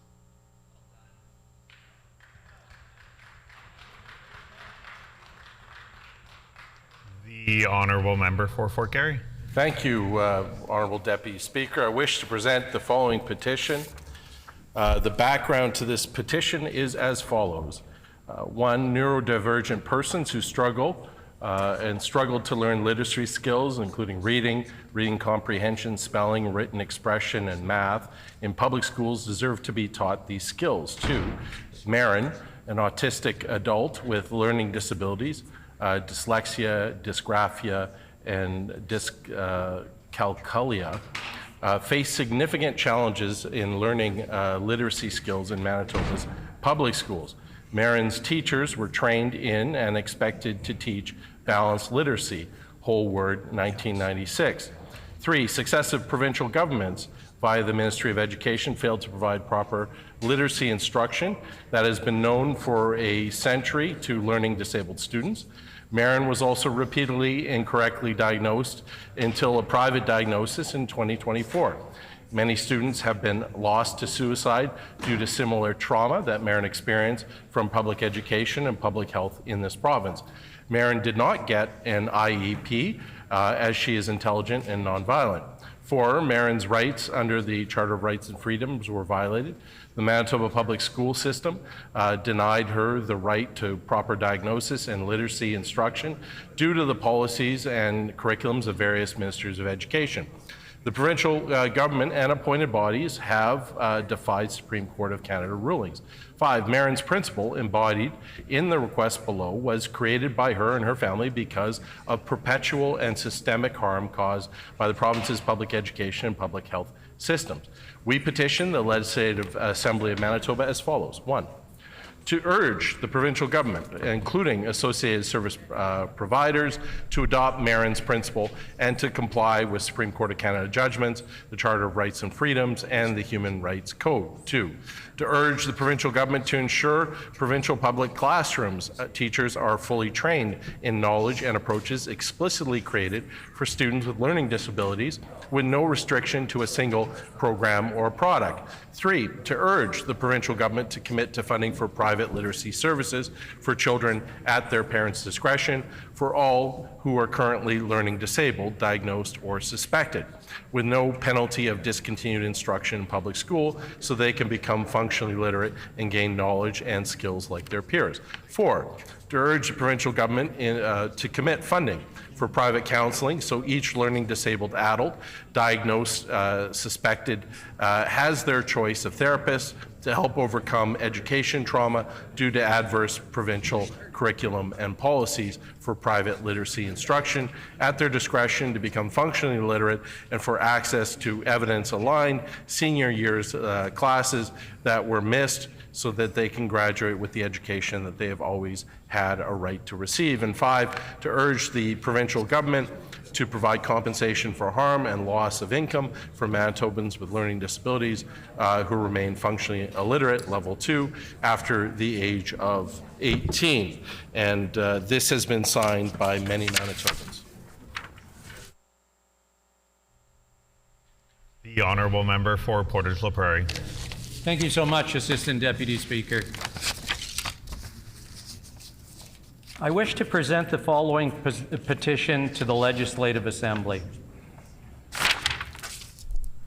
The background to this petition is as follows. Number 1, thanks to the investment made under the previous PC provincial government as part of the Clinical and Preventative Services Plan, construction for the new Portage Regional Health Facility is well underway. The facility and surrounding community would greatly benefit from an added diagnostic machinery and equipment, but specifically the addition of an MRI machine. Number 2, an MRI machine is a non-invasive medical imaging technique that uses a magnetic field and a computer-generated radio waves to create detailed images of organs and tissues in the human body. It is used for disease detection, diagnosis, and treatment warning.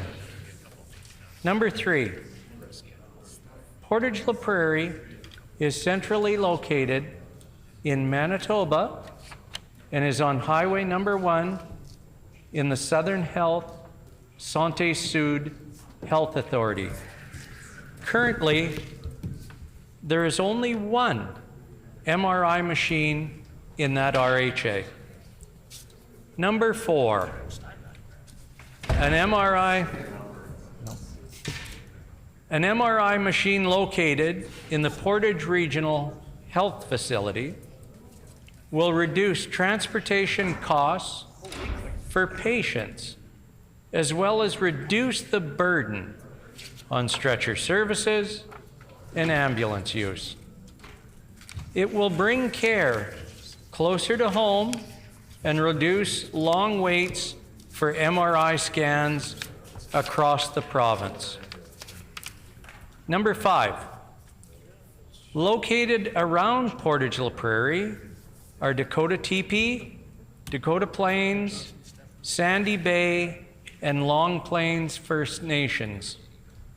Indigenous peoples in Canada disproportionately face barriers in access to service and medical care. An MRI machine located in the Portage Regional Health Facility will bring care closer to their homes, to their home communities, and provide greater access to diagnostic testing. Number 6, located in close proximity to the new Portage Regional Health Facility is the Southport Airport. The aerodrome has a runway length that is more than adequate to support medical air ambulance services. This would provide the opportunity to transport patients by air from more remote communities to access MRI imaging services. Number 7,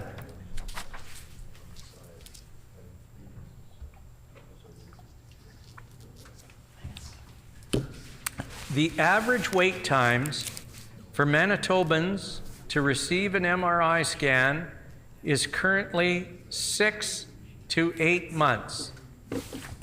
Having an MRI machine in the Portage Regional Health Facility will help reduce these wait times for patients and provide better care sooner. We petition the Legislative Assembly of Manitoba as follows: to urge the provincial government to support the investment and placement of an MRI machine in the Portage Regional Health Facility in Portage La Prairie, Manitoba. This is signed by Joanne Ingalls, Fran Davis, Shay Unraw, and many, many more Manitobans. Thank you so much. Great job. Thank you.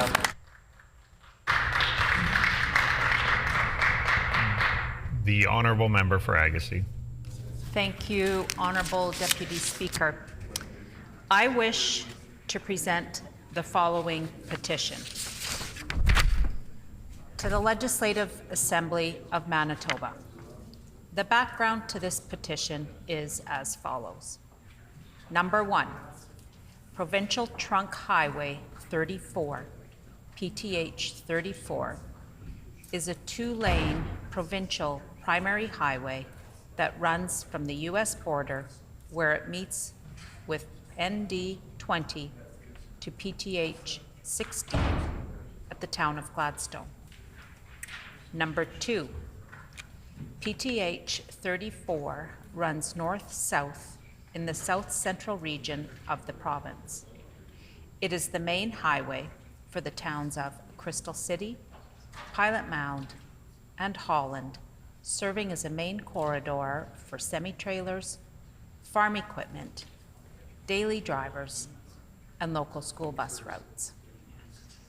Number 3, a new bridge is currently being constructed over the Assiniboine River at PTH 34, north of Holland, in the RM of Victoria.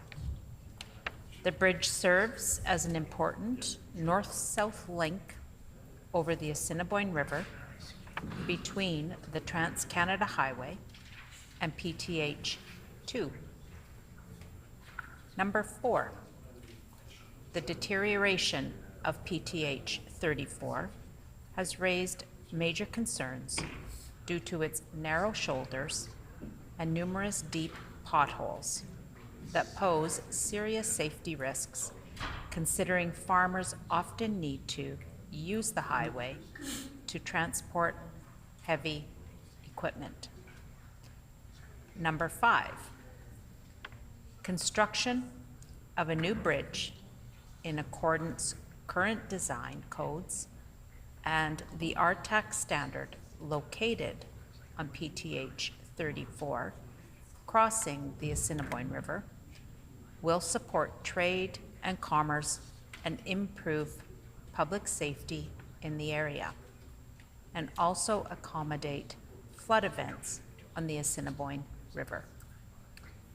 We petition the Legislative Assembly of Manitoba as follows: to urge the provincial government to address the conditions of Provincial Trunk Highway 34, making the necessary upgrades to RTAC standard and to resurface the road once the new bridge has been completed. This petition has been signed by Esther Penner, Krista Giesbrecht, and Peter Zenz. Well done. Thank you. The Honourable Member for Morden Winkler. Thank you, Honourable Deputy Speaker. I wish to present the following petition to the Legislative Assembly. The background to this petition reads as follows. Between 2011 and 2021, Morden's population grew by an impressive 27%. Holy. Outpacing the national average by 16%, according to Statistics Canada. Number 2, while growth is welcome and encouraged, Morden has a long faced the critical need for infrastructure upgrades to meet demands and support future development. Number 3, Morden's wastewater system has operated beyond capacity for years, prompting the province in 2019 to halt property subdivisions due to insufficient winter wastewater storage. As of 2024, after exploring all options, the city announced in July that the estimated cost for critical infrastructure upgrades has risen from $70 million to $88 to possibly $108 million.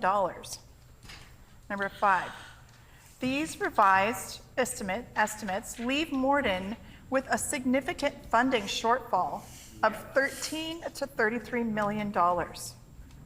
Number 6, despite efforts to address the gap, including plans to raise utility fees for residents and businesses, such increases that have been delayed since 2017 due to the lack of approval of capital projects, taxation is not enough. Number 7, the lack of wastewater capacity has severely impacted economic activity and growth in Morden and surrounding communities. Without much needed wastewater infrastructure investment, growth and economic development will be hindered in all of southern Manitoba.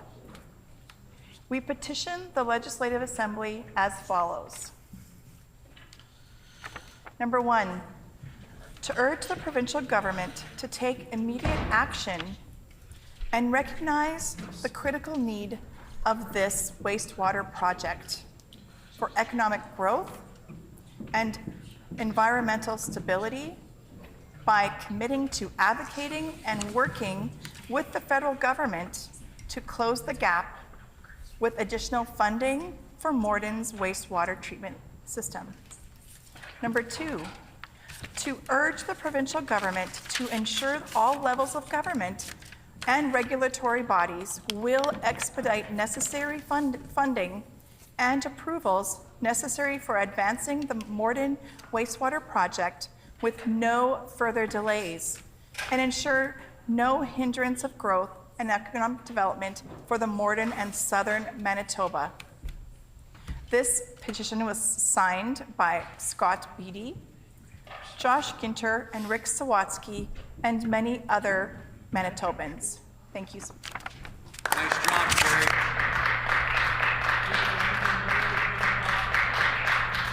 The honourable member for Steinbach. Thank you very much, Honourable Deputy Speaker. I wish to present the following petition to the Legislative Assembly of Manitoba, and these are the reasons for the petition. 1, persons struggling with mental health as their sole condition may access medical assistance in dying unless Parliament intervenes. 2, suicidality is often a symptom of mental illness, and suicide is the second leading cause of death for Canadians between the age of 20 and 19. 3, there have been reports of the unsolicited introduction of medical assistance in dying to non-seeking persons, including Canadian veterans, as a solution for their medical and mental health issues. 4, the legal and medical experts are deeply concerned that permitting Canadians suffering from depression and other mental illnesses to access euthanasia would undermine suicide prevention efforts and risk normalizing suicide as a solution for those suffering from mental illness. 5, the federal government is bound by the Charter of Rights and Freedoms to advance and protect the life, liberty, and security of its citizens. 6, Manitobans consider it a priority to ensure that adequate supports are in place for the mental health of all Canadians. 7, vulnerable Manitobans must be given suicide prevention counseling instead of suicide assistance. 8, the federal government should focus on increasing mental health supports to provinces and improve access to those supports instead of offering medical assistance in dying for those with mental illness. We petition the Legislative Assembly of Manitoba as follows. 1, to urge the provincial government to lobby the federal government to stop the expansion of medical assistance in dying to those for whom mental illness is the sole condition. And 2, to urge the provincial government to lobby the federal government to protect Canadians struggling with mental illness by facilitating treatment, recovery, and medical assistance in living, not death. And Honourable Deputy Speaker, this petition is signed by Jonathan Jansen, Bernie Duick, Edwin Birdsell, and many other fine Manitobans.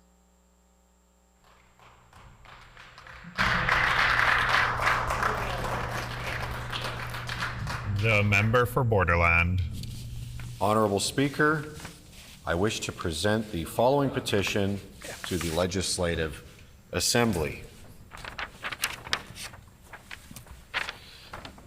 To the Legislative Assembly of Manitoba.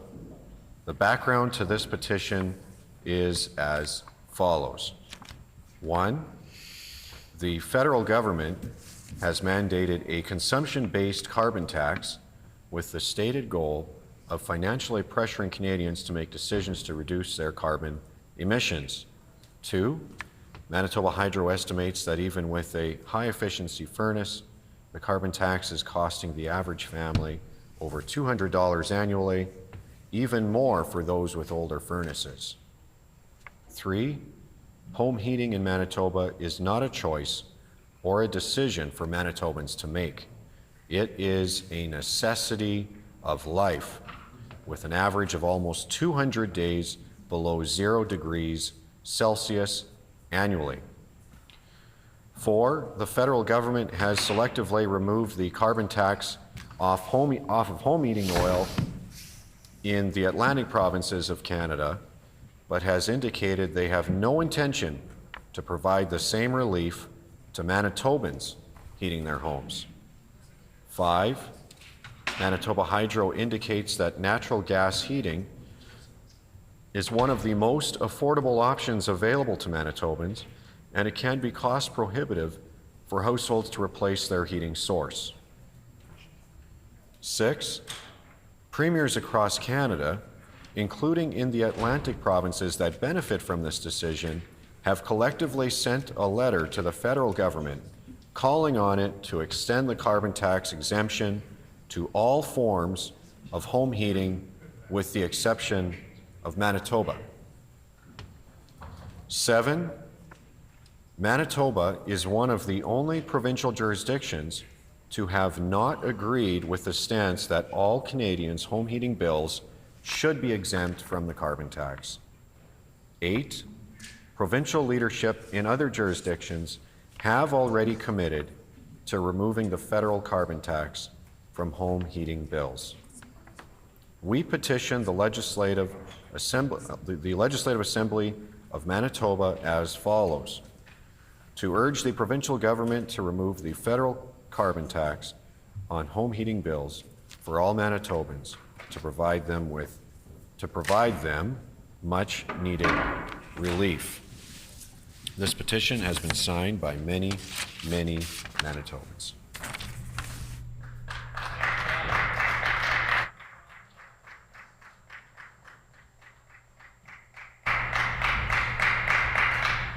The Honourable Member for Spruce Woods.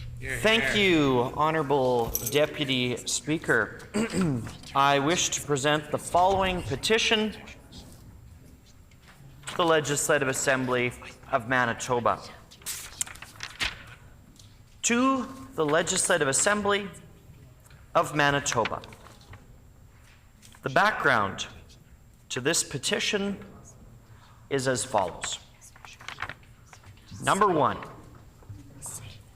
ensuring that teachers have a robust background in the subjects they teach is essential for maintaining high-quality education and fostering well-rounded learning experiences for all Manitoba students. Number 2, the recent amendments by the province of Manitoba to the Teaching Certificates and Qualifications Regulation under the Education Administration Act have significantly lowered the standards for subject area expertise required for teacher certification. Number 3, these amendments eliminated all subject area requirements for teacher certification, including major and minor teachable subjects and subject-specific requirements for early and middle years streams. Number 4, specifically, the amendments removed senior years credit requirements in an approved teachable major and minor, early and middle years credit requirements in an approved teachable major and minor, and early and middle years credit requirements for specific subjects including math, physical or biological science, English or French, and history and or geography. Number 5, key stakeholders such as parents, post-secondary educators outside the faculties of education, and business partners were not consulted about the changes.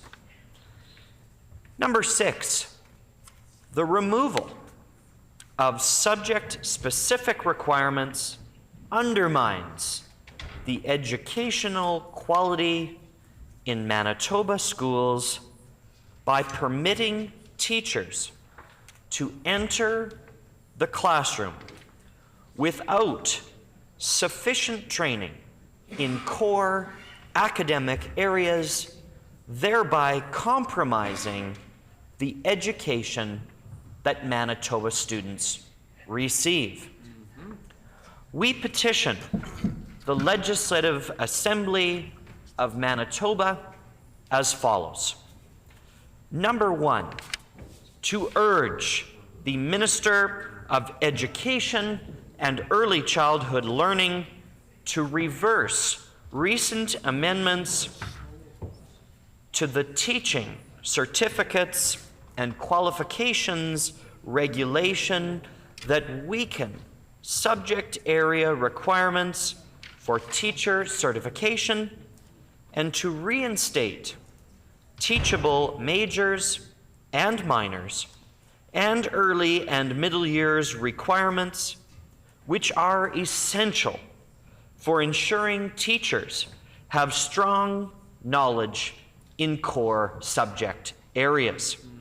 And number 2, to urge the provincial government to address teacher shortages through alternative measures that uphold rigorous subject area standards, which are critical for providing quality education to all Manitoba students.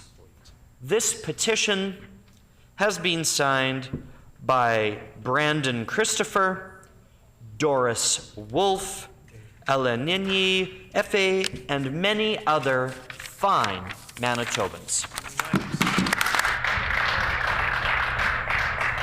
The Honourable Member for Lakeside. Thank you, Honourable Deputy Speaker, and I wish to present the following petition to the Legislative Assembly. To the Legislative Assembly of Manitoba. The background to this petition is as follows.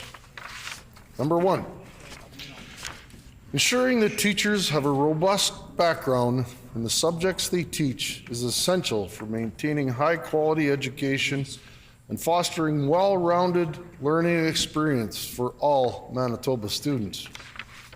Number 2, the recent amendments by the province of Manitoba to the Teaching Certificates and Qualifications Regulation under the Education Administration Act have significantly lowered the standards for subject area expertise required for teacher certification. Number 3, these amendments eliminated all subject area requirements for teacher certification, including major and minor teachable subjects and subject-specific requirements for early to middle years streams.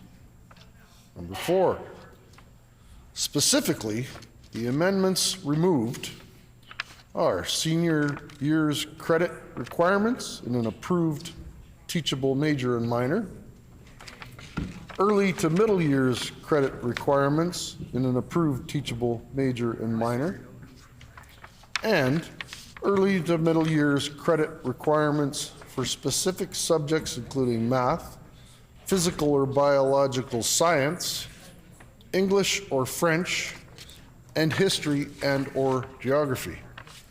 Number 5, key stakeholders such as parents, post-secondary educators outside the faculties of education, and business partners were not consulted about the changes. Number 6, the removal of subject-specific requirements undermines the educational quality in Manitoba schools by permitting teachers to enter the classroom without sufficient training in core academic areas, thereby compromising the education that Manitoba students receive. We petition the Legislative Assembly of Manitoba as follows. Number 1, to urge the Minister of Education and Early Childhood Learning to reverse recent amendments to the teaching certificates and qualification regulation that weaken subject area requirements for teacher certification, and to reinstate teachable majors and minors and early to middle years requirements, which are essential for ensuring teachers have strong knowledge in core subject areas. Number 2, to urge the provincial government to address teacher shortages through alternative measures that uphold rigorous subject area standards, which are critical for providing quality education to all Manitoba students. This petition is signed by Michaela Lowren, Alex Emsley, and many, many Manitobans. Thank you, Honourable Speaker. The honourable member for Midland. Honourable Speaker, I wish to present the following petition to the Legislative Assembly. The background to this petition is as follows. 1, the federal government has mandated a consumption-based carbon tax with the stated goal of financially pressuring Canadians to make decisions to reduce their carbon emissions. 2, Manitoba Hydro estimates that even with a high-efficiency furnace, the carbon tax is costing the average family over $200 annually, even more for those with older furnaces. 3, home heating in Manitoba is not a choice or a decision for Manitobans to make. It is a necessity of life, with an average of almost 200 days below 0 degrees Celsius annually. 4, the federal government has selectively removed the carbon tax off of home heating oil in the Atlantic provinces of Canada, but has indicated they have no intention to provide the same relief to Manitobans heating their homes. 5, Manitoba Hydro indicates the natural gas heating is one of the most affordable options available to Manitobans, and it can be cost prohibitive for households to replace their heating source. 6, premiers across Canada, including in the Atlantic provinces that benefit from this decision, have collectively sent a letter to the federal government calling on it to extend the carbon tax exemption to all forms of home heating with the exception of Manitoba.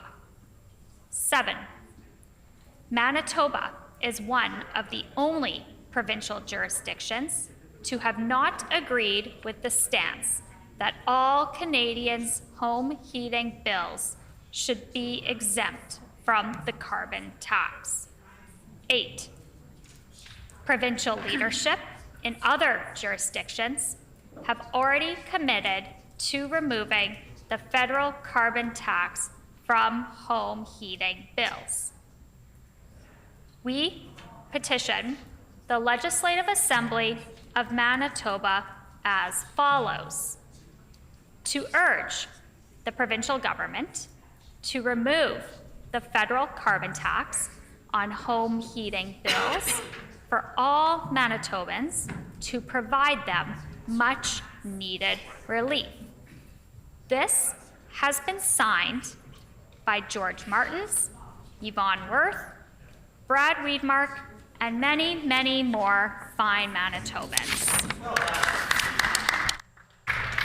The honourable member for La Vérendrye. What is going on here? We jumping all over? Honorable Speaker, I wish to present the following petition to the Legislative Assembly.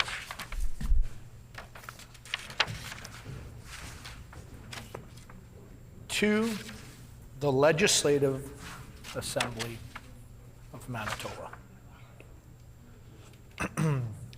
The background to this petition is as follows. 1, Provincial Road 210, That old 210. PR 210,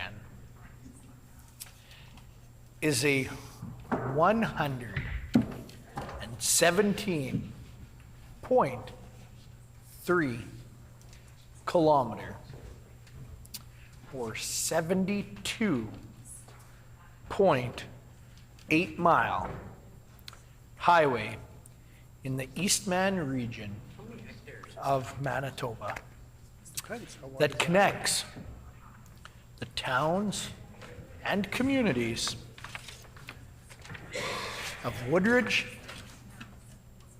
Marchand, Le Broquerie, Saint Anne, Landmark, Linden, Ile-des-Chênes, and Saint Adolphe. 2,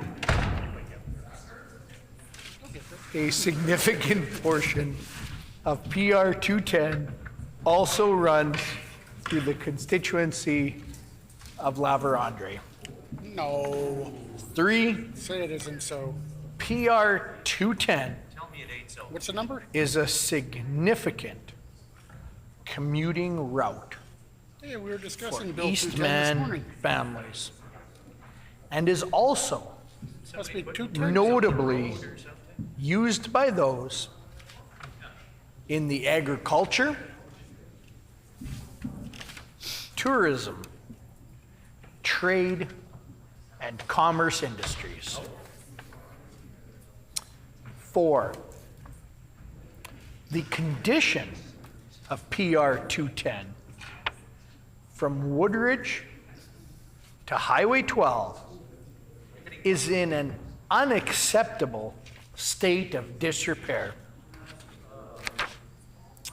5, the planned pavement upgrade was promised more than 20 years ago when it was constructed with a flat surface suitable for pavement, but has yet to be completed.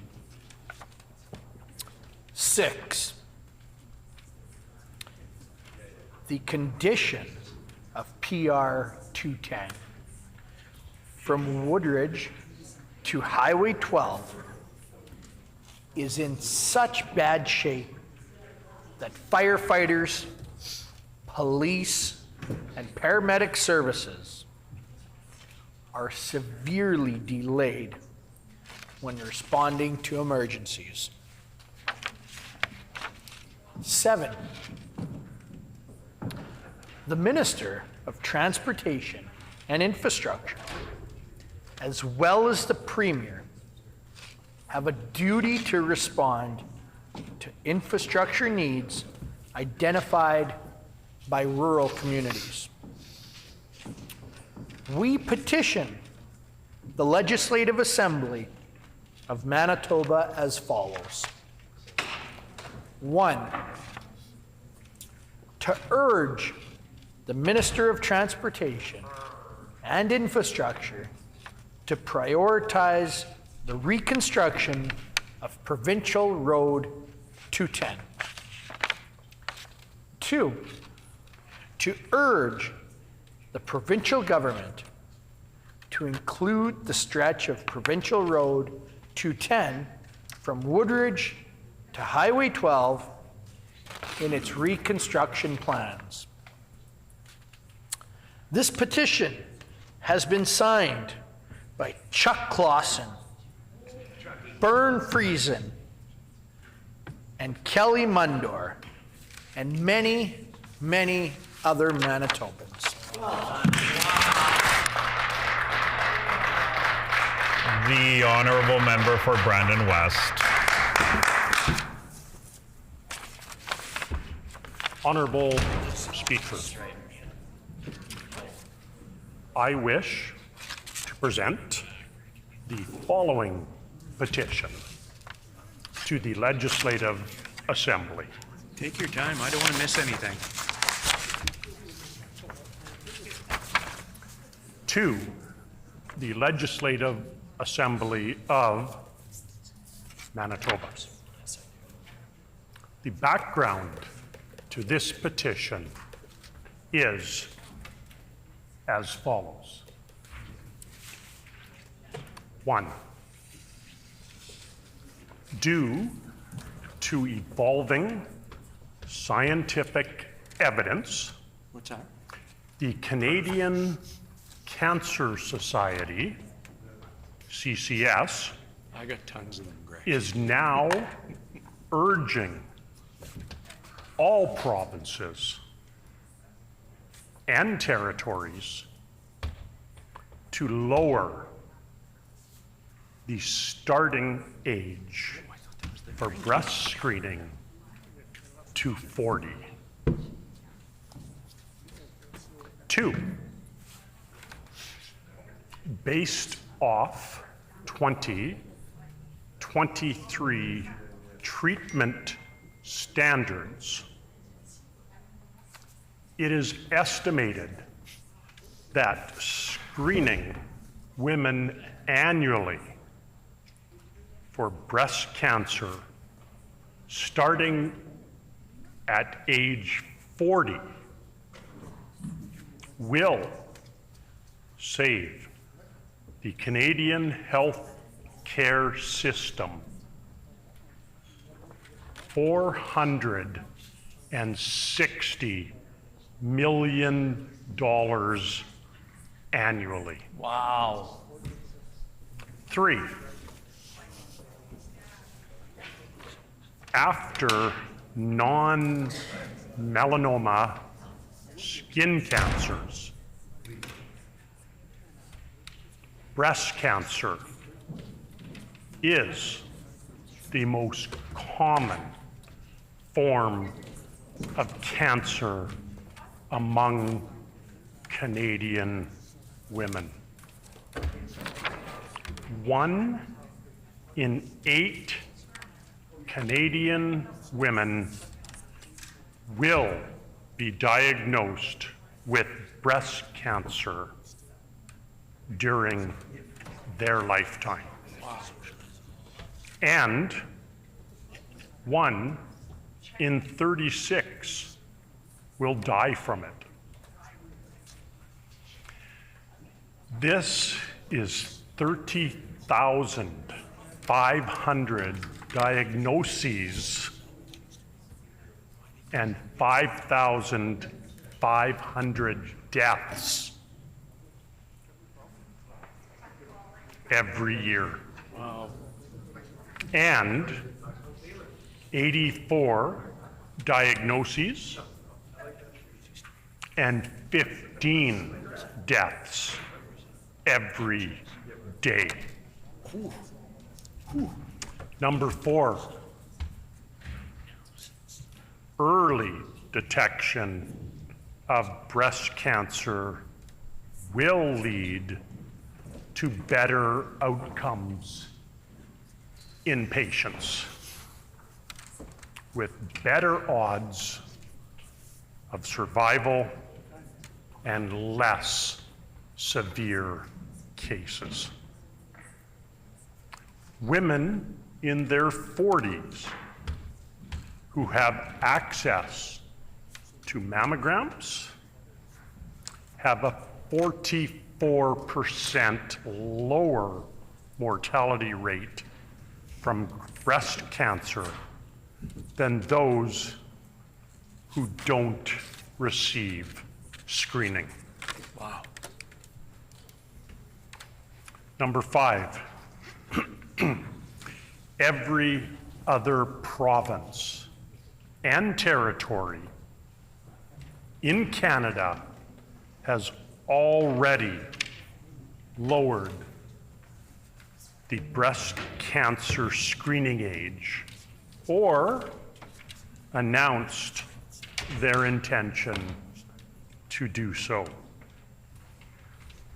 Other provinces in Canada have already commenced the work of expanding screening programs and hiring additional technologists into their public health care system. Yeah.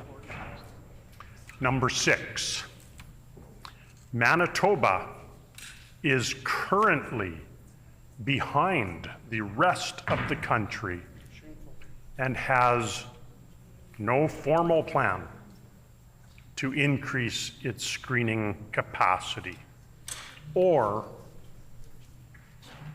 lower the breast cancer screening age. Number 7, lowering the breast cancer screening age to 40 in Manitoba will reduce long-term costs to the healthcare system because cancers that are caught early are typically less complicated to treat.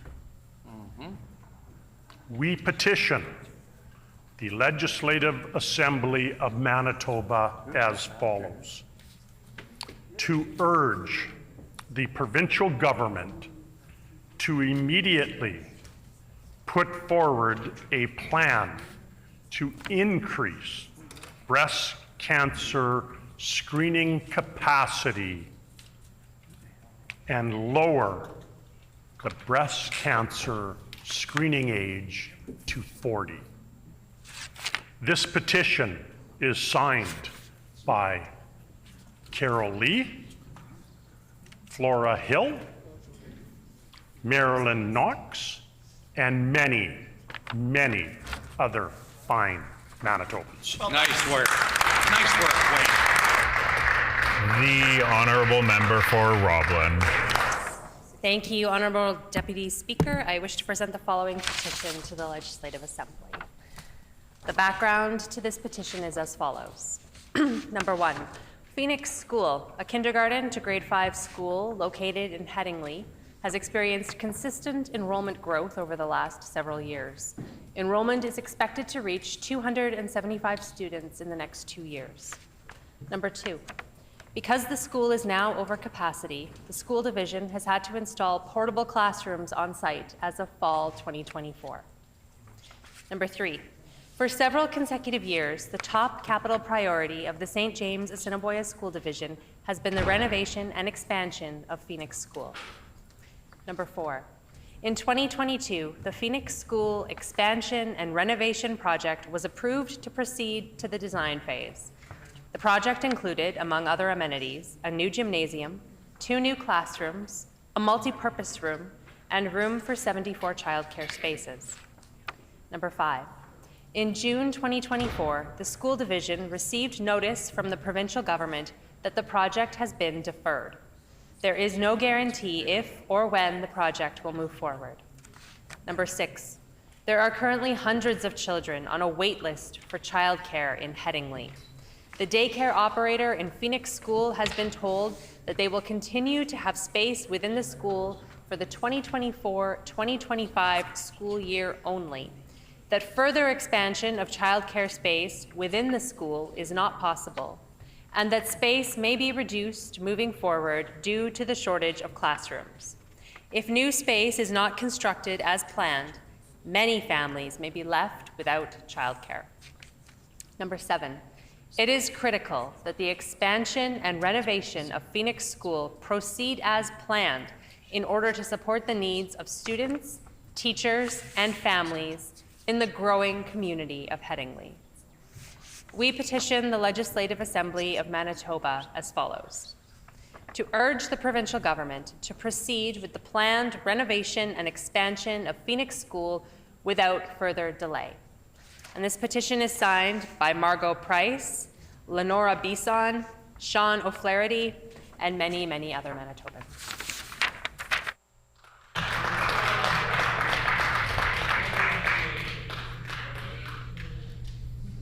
The honourable member for Roddy Mountain. Honourable Deputy Speaker, I wish to present the following petition to the Legislative Assembly of Manitoba. The background to this petition is as follows. 1. Thanks to the investment made under the previous PC provincial government as part of the Clinical and Preventative Services Plan, construction for the new Portage Regional Health Facility is well underway. The facility and surrounding community would greatly benefit from added diagnostic machinery and equipment, but specifically the addition of an MRI machine. 2. An MRI machine is a non-invasive medical imaging technique that uses a magnetic field and computer-generated radio waves to create detailed images of organs and tissues in the human body. It is used for disease detection, diagnosis, and treatment monitoring. 3.